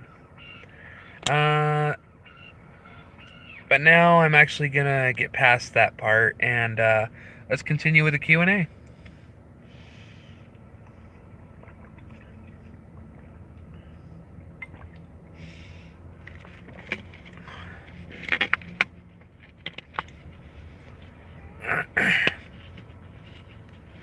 Oh yeah, and another thing that I won't actually get into.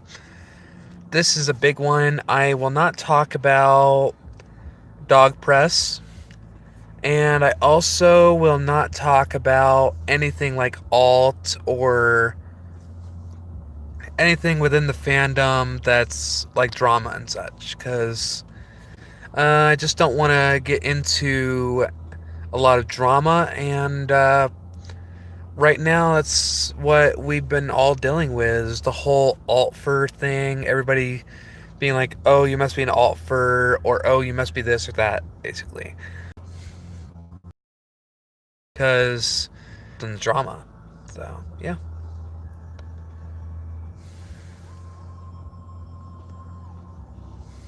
Because I'm pretty sure that probably someone in the future will actually probably actually touch base on the whole alt thing and stuff.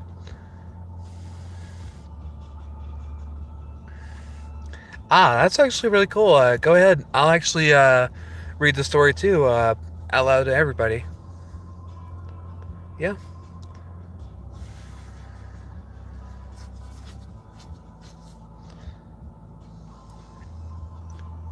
Actually, guys, those actually.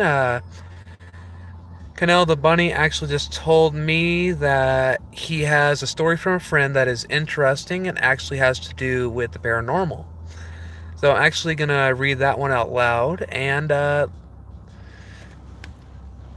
I'll definitely give my opinion and everything as well. So that's actually very exciting.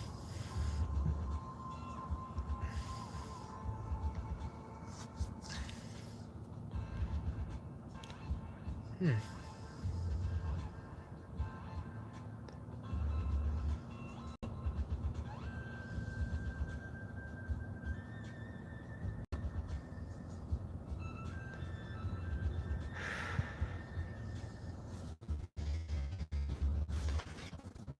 Ah, jeez. But yeah, your earlier question about Fern Gully, actually, yeah, that was a very good movie as well. And I loved the work that Tim Curry did with the villain, because I think he actually sang that song, and he actually did a great job. So yeah, I mean, he was also the voice of Nigel Thornberry and a number of other different characters. So he's definitely an amazing voice talent.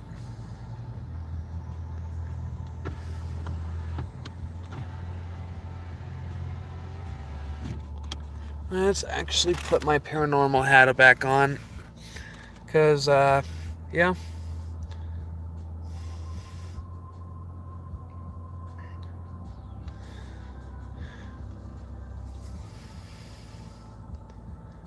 Konnichiwa,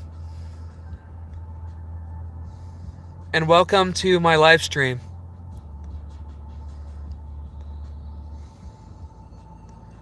This is a live Q&A, and if you like, you can ask me questions about the paranormal or um, even questions within reason for for TMI questions like, hey, what's your favorite color? How you doing? All that kind of stuff. Like, yeah.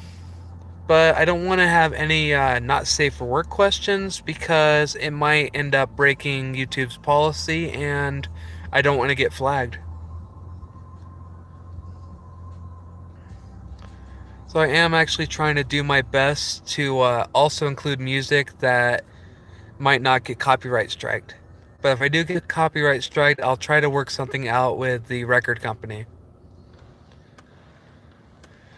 Wow, 2 hours, 19 minutes. That's got to be some kind of record, guys, right?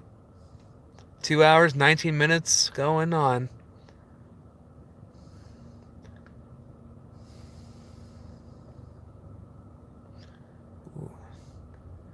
Wow, that actually is interesting, too. Okay, so Canel says, this story is kinda sad. My friend lost her brother to suicide, and she states at 3 a.m. her brother visited her and once said, you must get yourself together or there will be consequences. This is actually quite interesting because my mom actually had a sister who died in a car accident, and she actually saw her sister's car pull up in the driveway and heard the car, but also saw her sister and everything. And actually communicated with her sister, who told her that everything was going to be all right. So that actually touches base with the possibility of spirits that are related to you going out to communicate with you. So that actually is an interesting subject.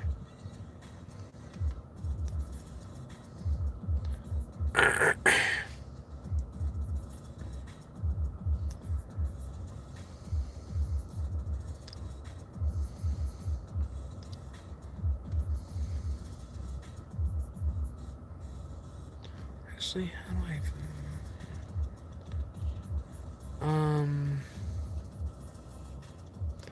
gets worse from here though. Okay.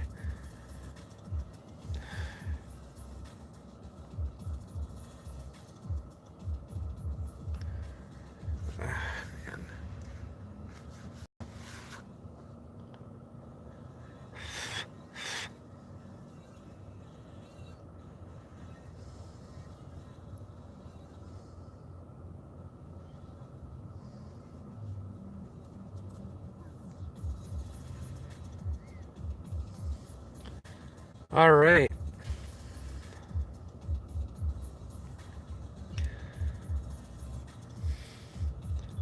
Let's see.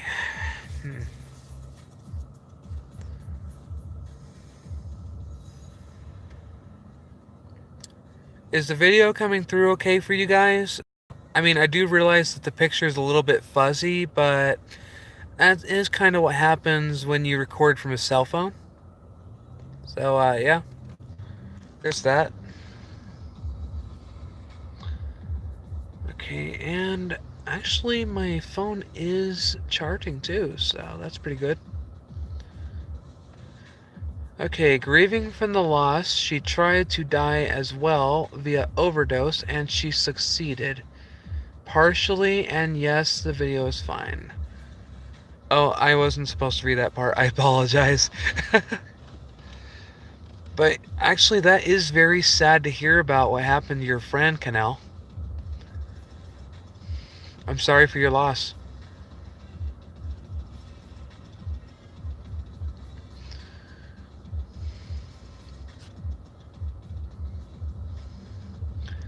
But yeah, that's also because it's about, I think it's about 10:30 p.m. But I can try turning on a couple lights to improve the video. Okay, how's that?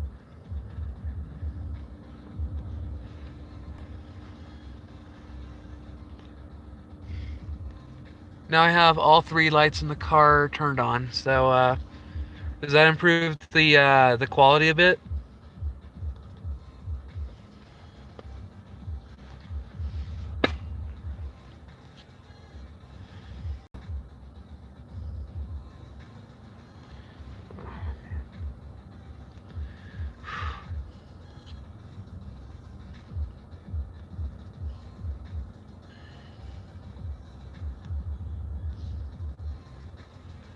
It's okay, she's fine now, but when she overdosed, she saw herself leave her own body.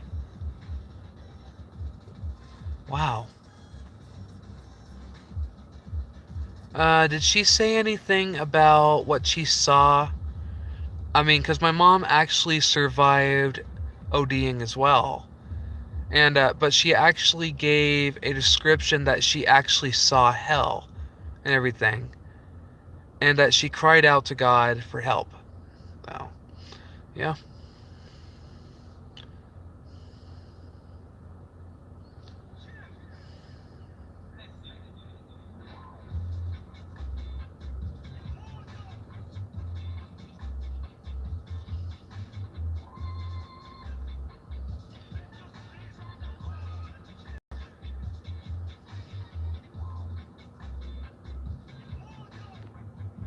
Let's see, what is the charge level right now? 55?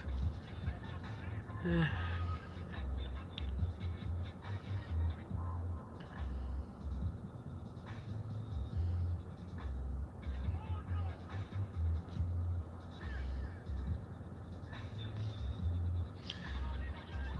It was the room she was in, and she felt nothing. What the hell was that? Was that just a car? Because that was actually pretty weird. It was the room she was in. She felt nothing, no touch, not even emotion, but fear was still present. That actually sounds very scary for anything to happen too. It's a very traumatic experience when you go through something like that. Where's their towing company here?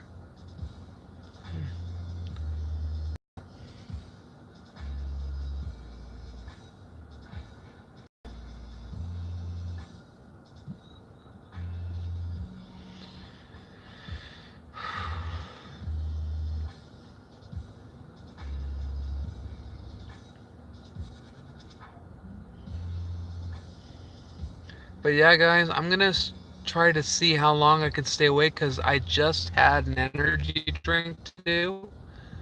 And earlier, I actually did have this Bang energy drink here. Uh, and it did sting a bit. I guess they actually added too much lemon or citrus to it. So yeah.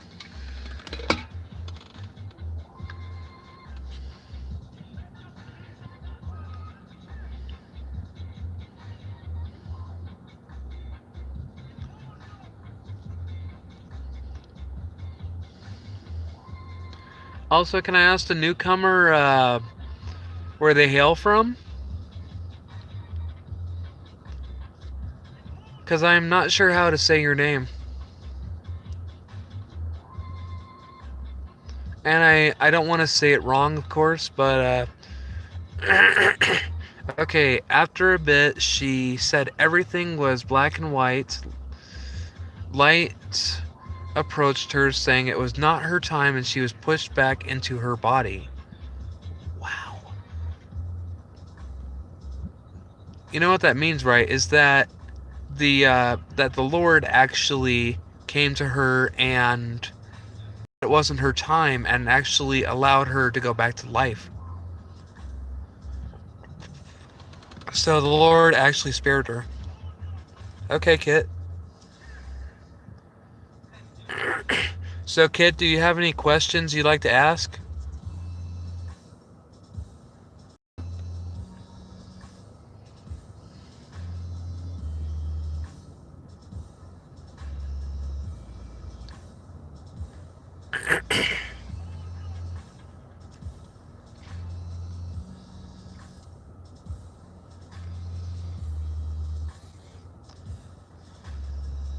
Okay.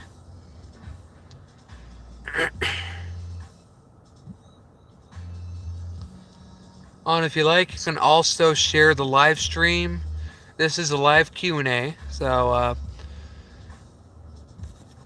anybody can actually join in if they want and actually ask some questions and everything, and I'll answer them the best of my ability. So, yeah.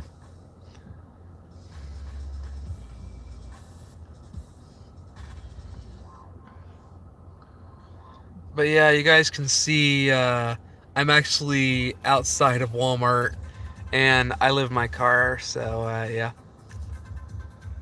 It's kind of a mess, but that's what happens when you're homeless.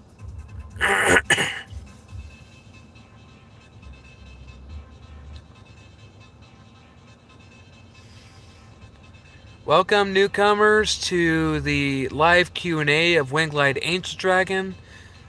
Feel free to ask me any TMI questions within reason, no NSFW questions, and you can also ask me about paranormal that I'll answer to the best of my ability.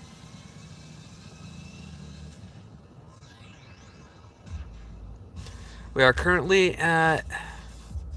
Okay, Canal the Bunny continues saying, another time she got possessed and witnessed hell. Wow, that is actually scary because my mom survived hell because she survived ODing because she caught my dad hanging out with someone who caused a separation in the family. So, yeah.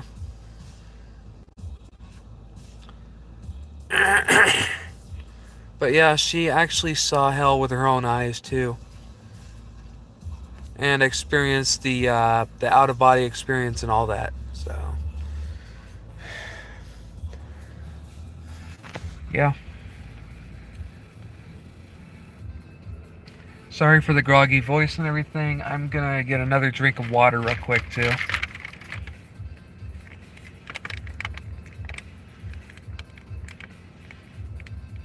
Oh my god. This cap, I tell ya. You know, sometimes I feel like they actually need to make these easier to open.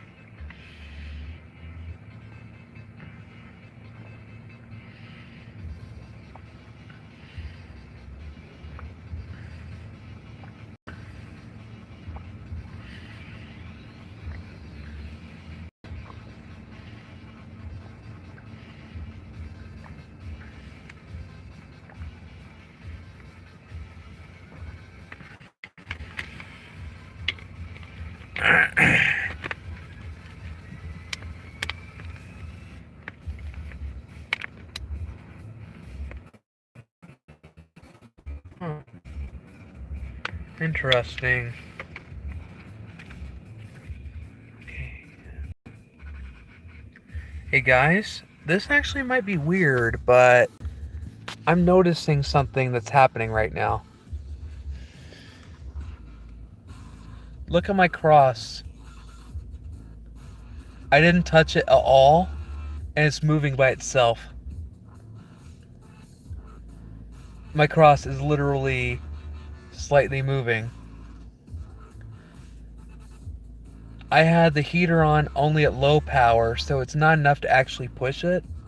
But I just turned it off and it's still moving slightly. I think there's something here with me. Okay, she told me that she was pinned to a wall and demons were swearing at God. It made her angry and she started cussing them out. The cross looks sideways like something's holding it. You know, that's actually interesting because the other day I actually saw where my cross was moving faster. Like it was moving into like a sideway motion like this.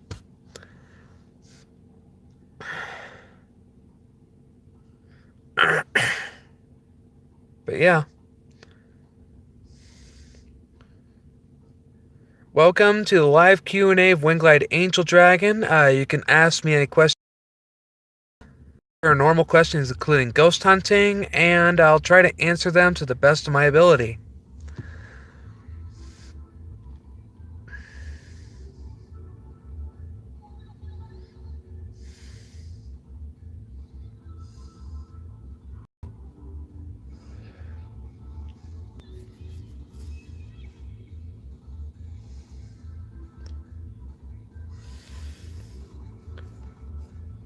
So, how is everybody doing tonight?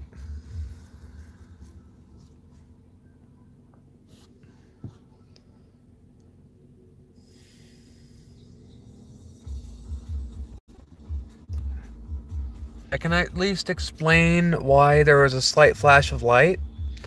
That's because when the engine, because it's idling and everything, it causes, kind of a power thing like that.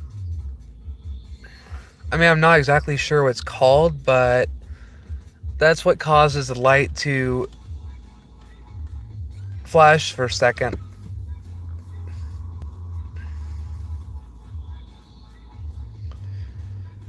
And it looks like we lost the two that just recently joined.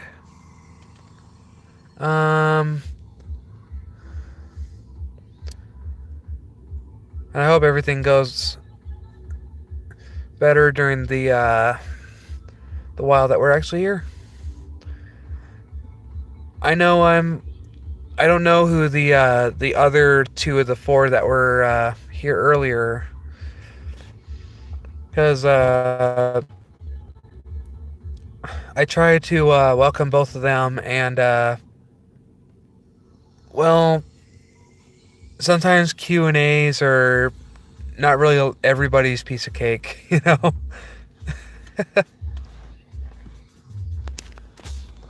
Okay. Currently 10:41.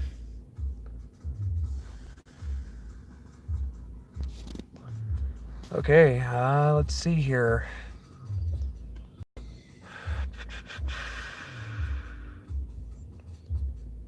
Okay, I need to turn on a little bit of AC here. Keep in mind that I just knocked the cross with my hand by accident, so that's why it's shaking now, but I didn't do that earlier. But it's mostly because I need AC right now, because it's a little bit warm in here. About 2 weeks ago, I was in class, and me and my friends were watching paranormal videos, and our videos ended at the same time. Then seconds later, the whole facility lost power. Okay, that tells me one thing, dude. Uh, can that means the facility might actually be haunted wherever that you watch the videos at, because sometimes it actually gives spirits a little bit more energy when you're actually watching it, or something like that. That means that you might actually have ghosts or demonic entities there. So the location might be haunted because of the loss of power and everything, because spirits tend to feed on energy.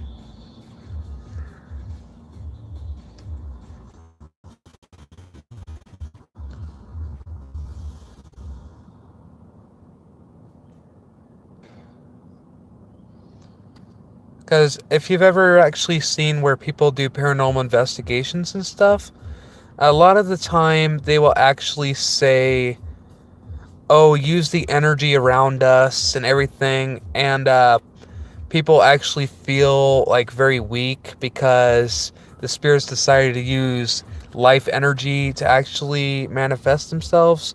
But also, they'll notice that the battery on their cameras, their cell phones dying, all kinds of weird stuff. Which is why they actually bring like spare batteries and stuff to investigations. But yeah, that's actually the reason why they say that. Wow, what's wrong with my eye right now? Jeez.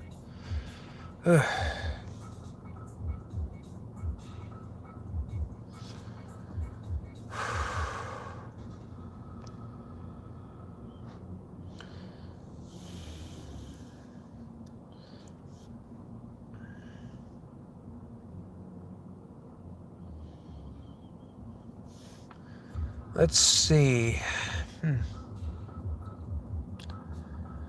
Let's see here. There was another thing that I actually was thinking of.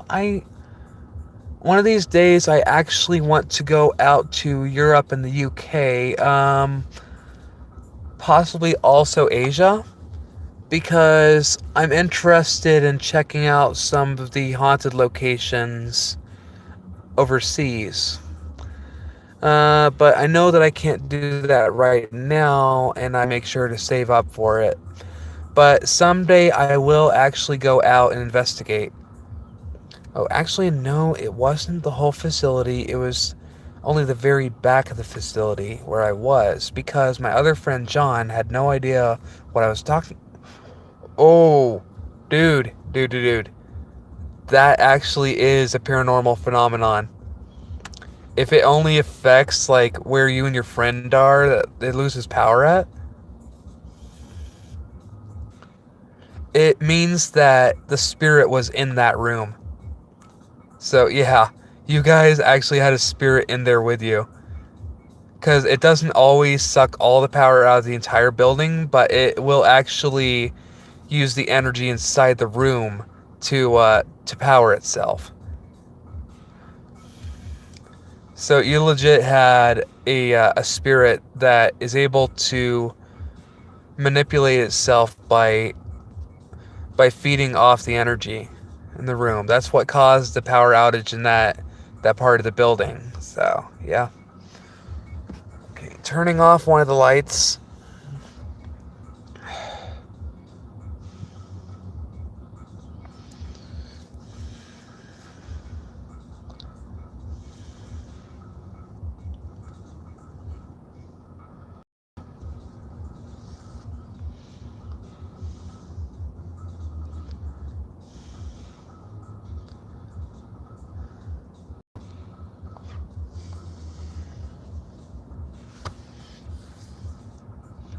Wow, we're actually doing a great job. Let's see. What do you guys think about me doing a video series uh, up to Halloween where I actually do scary stories? Where I actually read scary stories that are like, like those stories where they have like text messages and stuff, but also like urban legend stories that people have experienced, and also a lot of other stories as well, like creepy pastas and stuff.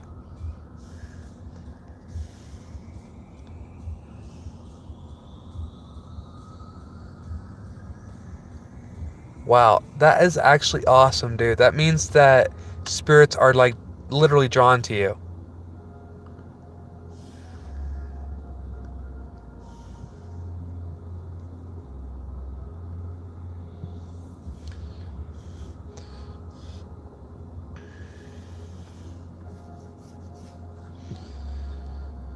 But yeah, if you ever find yourself in Arizona, make sure to contact me, dude. I mean, I literally am forming a team, and I could use actually anyone in my team right now. Anybody with a camera, the even abilities to actually communicate with spirits or anything. You can literally join my team, and we will go to a lot of haunted places. We can even stay overnight at the birdcage if we have enough people. At least 3 or 4 people with us total, and we would be able to actually stay in places overnight. I'm located in an area called Sierra Vista. It's an area in Cochise County.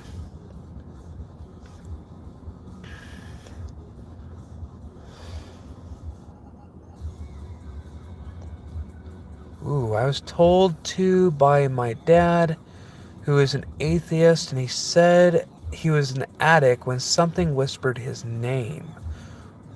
Wow. Wow. You know what that means, right? You guys lived in a haunted house. That kind of thing where it actually whispers your name and stuff, that means that the spirit is intelligent.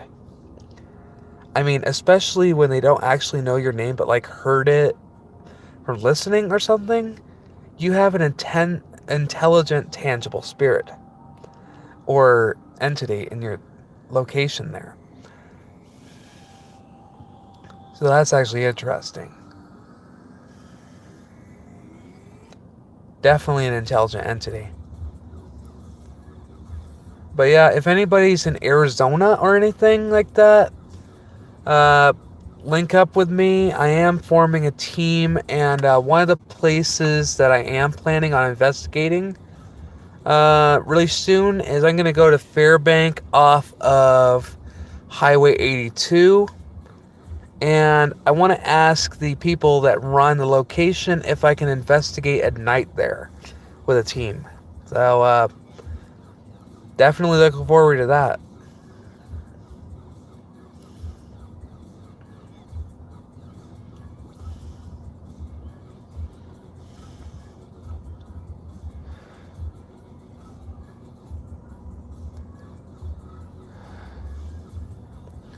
This was years ago.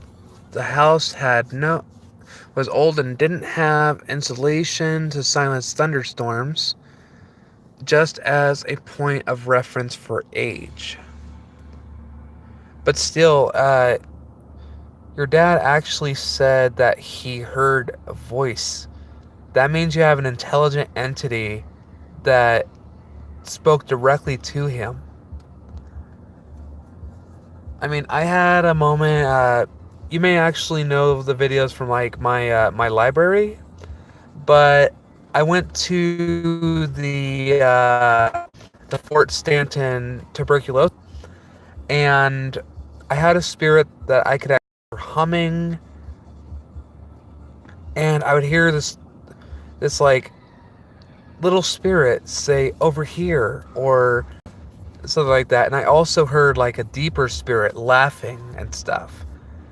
So it's like literally there are some times where spirits will directly target you to communicate, and there will be other people that don't hear it. I mean, sometimes you'll catch it on camera, and sometimes you'll hear it yourself, but you won't catch it. That's the thing about paranormal investigations is, well, you document it, but sometimes it doesn't always appear in documentation. So you got to write down what happened to you in like a log or something.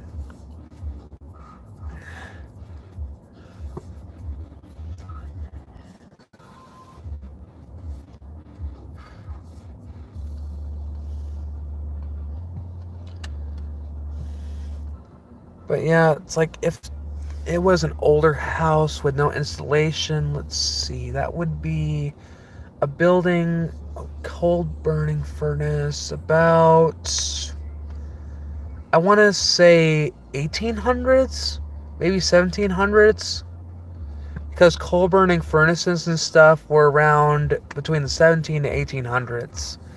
So, yeah.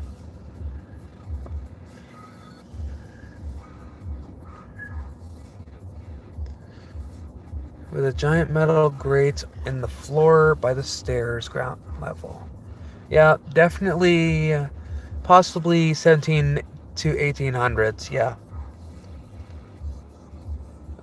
But more than likely, like 1800s to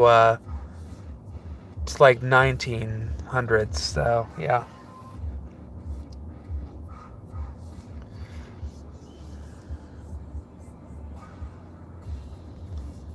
Because I believe when I said 1800s, it's actually going back too far. So I might actually have to say 1900s, because that'd be like 1920, maybe 1930. So like, but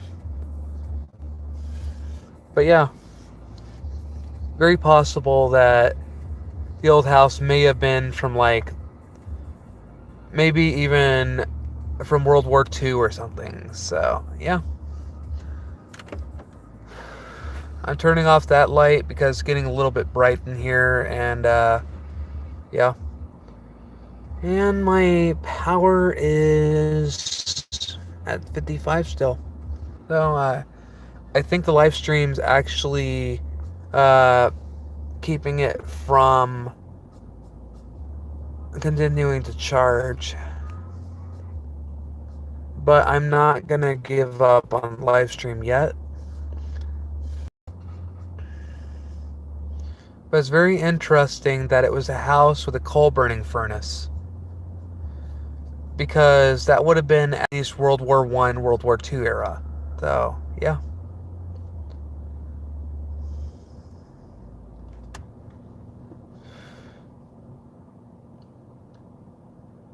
But I probably need to actually probably do a bit of research to find out exactly what time period it would have been, what year the building would have been built.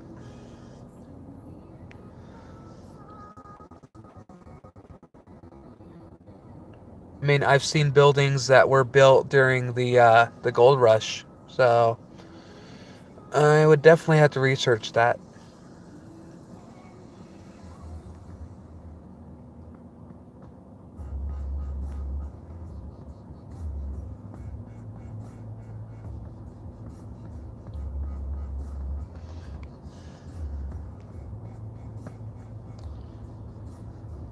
Wow, guys, can you believe it?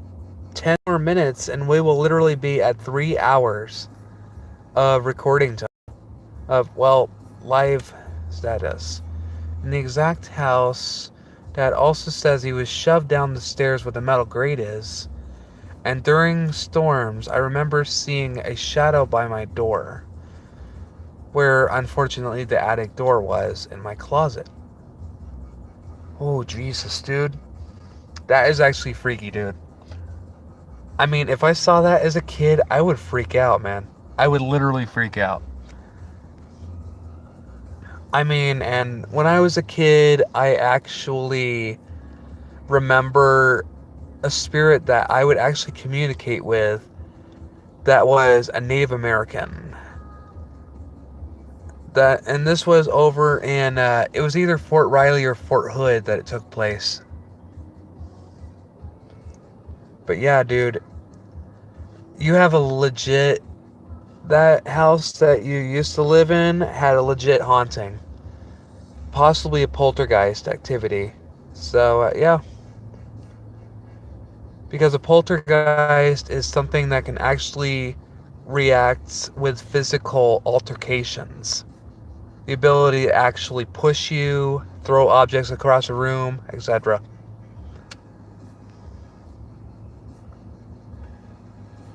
That's what it's usually described as. It's like when it throws stuff, when it pushes people, definitely poltergeist. But shadow beings are actually relatively common when it comes to hauntings and stuff.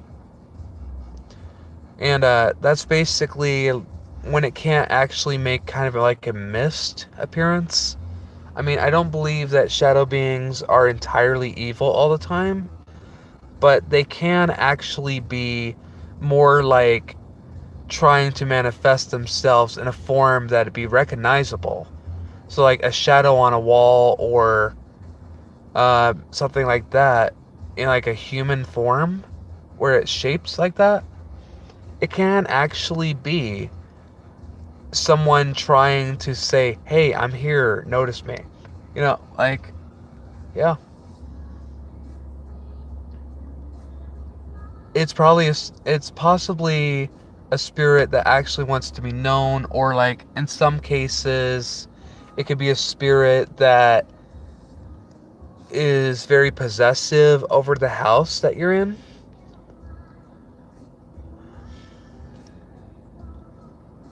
or something that was awakened uh, when they did something in the house. It could be any number of things that caused the haunting.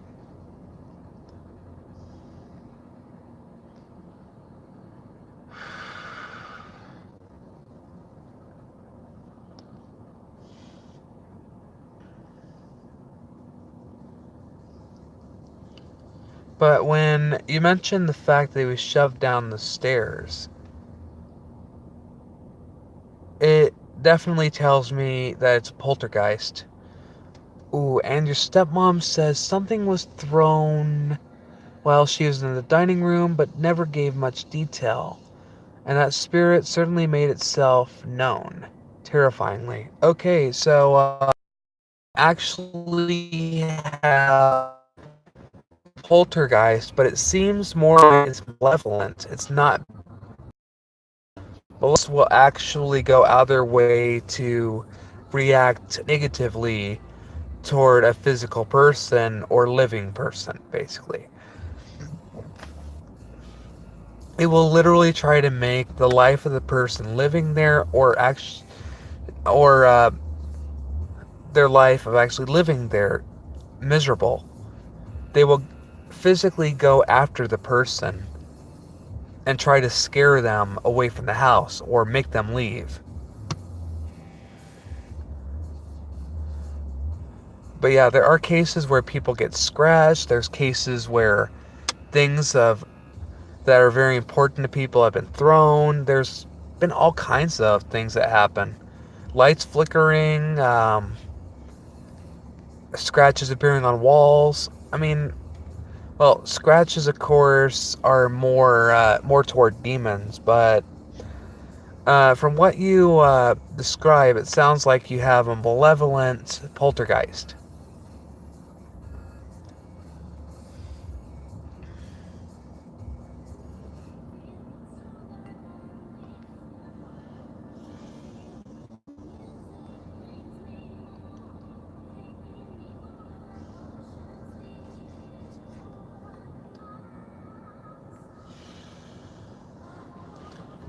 And guys, I'm gonna end this live stream when we get to 3 hours total because, well, as they say, nature calls, you know. So I'm gonna end it at the 3 hour mark for the night, and I honestly hope that you all have a great night or a great day for those who have the 1 a.m. mark. So yeah. So depending on where you're at, I hope you have a great night or a great day. But yeah, guys. Um. Anyway, I will continue talking, and I'll end it at 3 hours.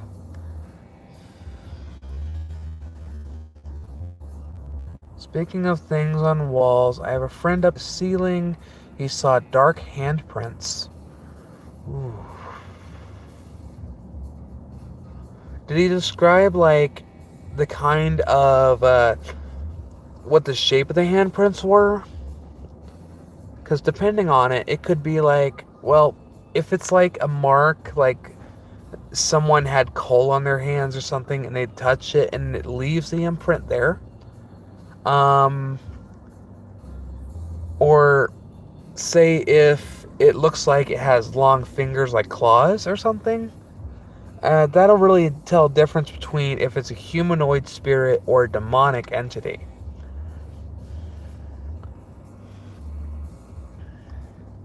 I mean, for example, if like it's a handprint, but there's like say claw marks like this or something, that'll tell you the difference. But with a lot of TV shows and stuff, a lot of like paranormal things, they will actually say, for example, like but in a pattern like a child took paint and slapped it on canvas over and over. Ah, You know, that's interesting. Ceiling, but in a pattern. It was slapped on canvas over and over by a child. You know, to be honest, it might be a child spirit, but I'm not sure. And I'm not really sure how to explain what a child spirit is, to be honest. Because there are actually well, I won't call it incidents, but there are moments in investigations and stuff where people have indeed encountered child spirits. Okay, guys, we're on our last 50 or so minutes. Well, 50 or so seconds, I should say. But I do believe that the entity they encountered was, well, your friend may have encountered a child spirit. That's a faint figure directly behind him. Okay, before I actually end, it's like, can you tell me, did he say anything about the height or anything like it? Was it like a small figure, or was it like an adult-sized figure? Because this is actually... And, if you actually want to add me on Telegram, if you have Telegram, at NIKDragon4, and we can continue this conversation there. But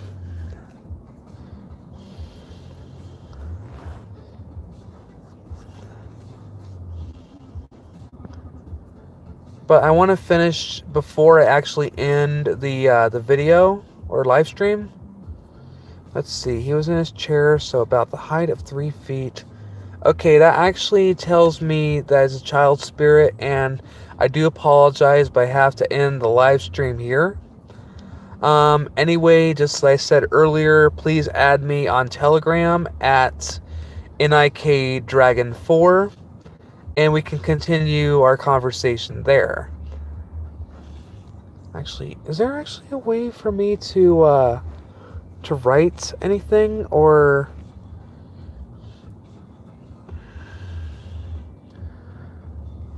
Anyway, I will be posting the live stream as well. And I hope you guys all had fun joining. It's like, actually, Hexrex, glad to see ya. Thanks for showing up, but I am currently about to try to have another live stream tomorrow with possibly another Q&A. Anyway, guys, I hope you all have a great night, and if you haven't already, please make sure to press that subscribe button and activate those notifications. Huh? Let me see here. Wait, no. Ah, jeez.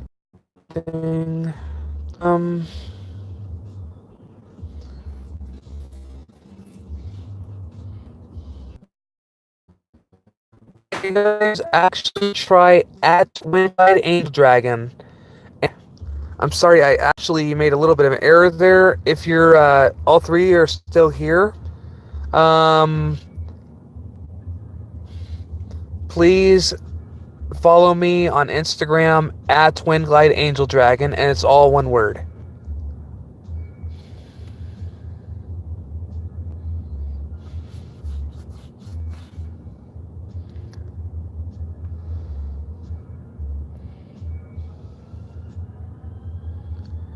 But actually, Hexrex, in the live stream, but I may actually continue it again later, is because nature calls. You know, I don't want to laugh. So, yeah.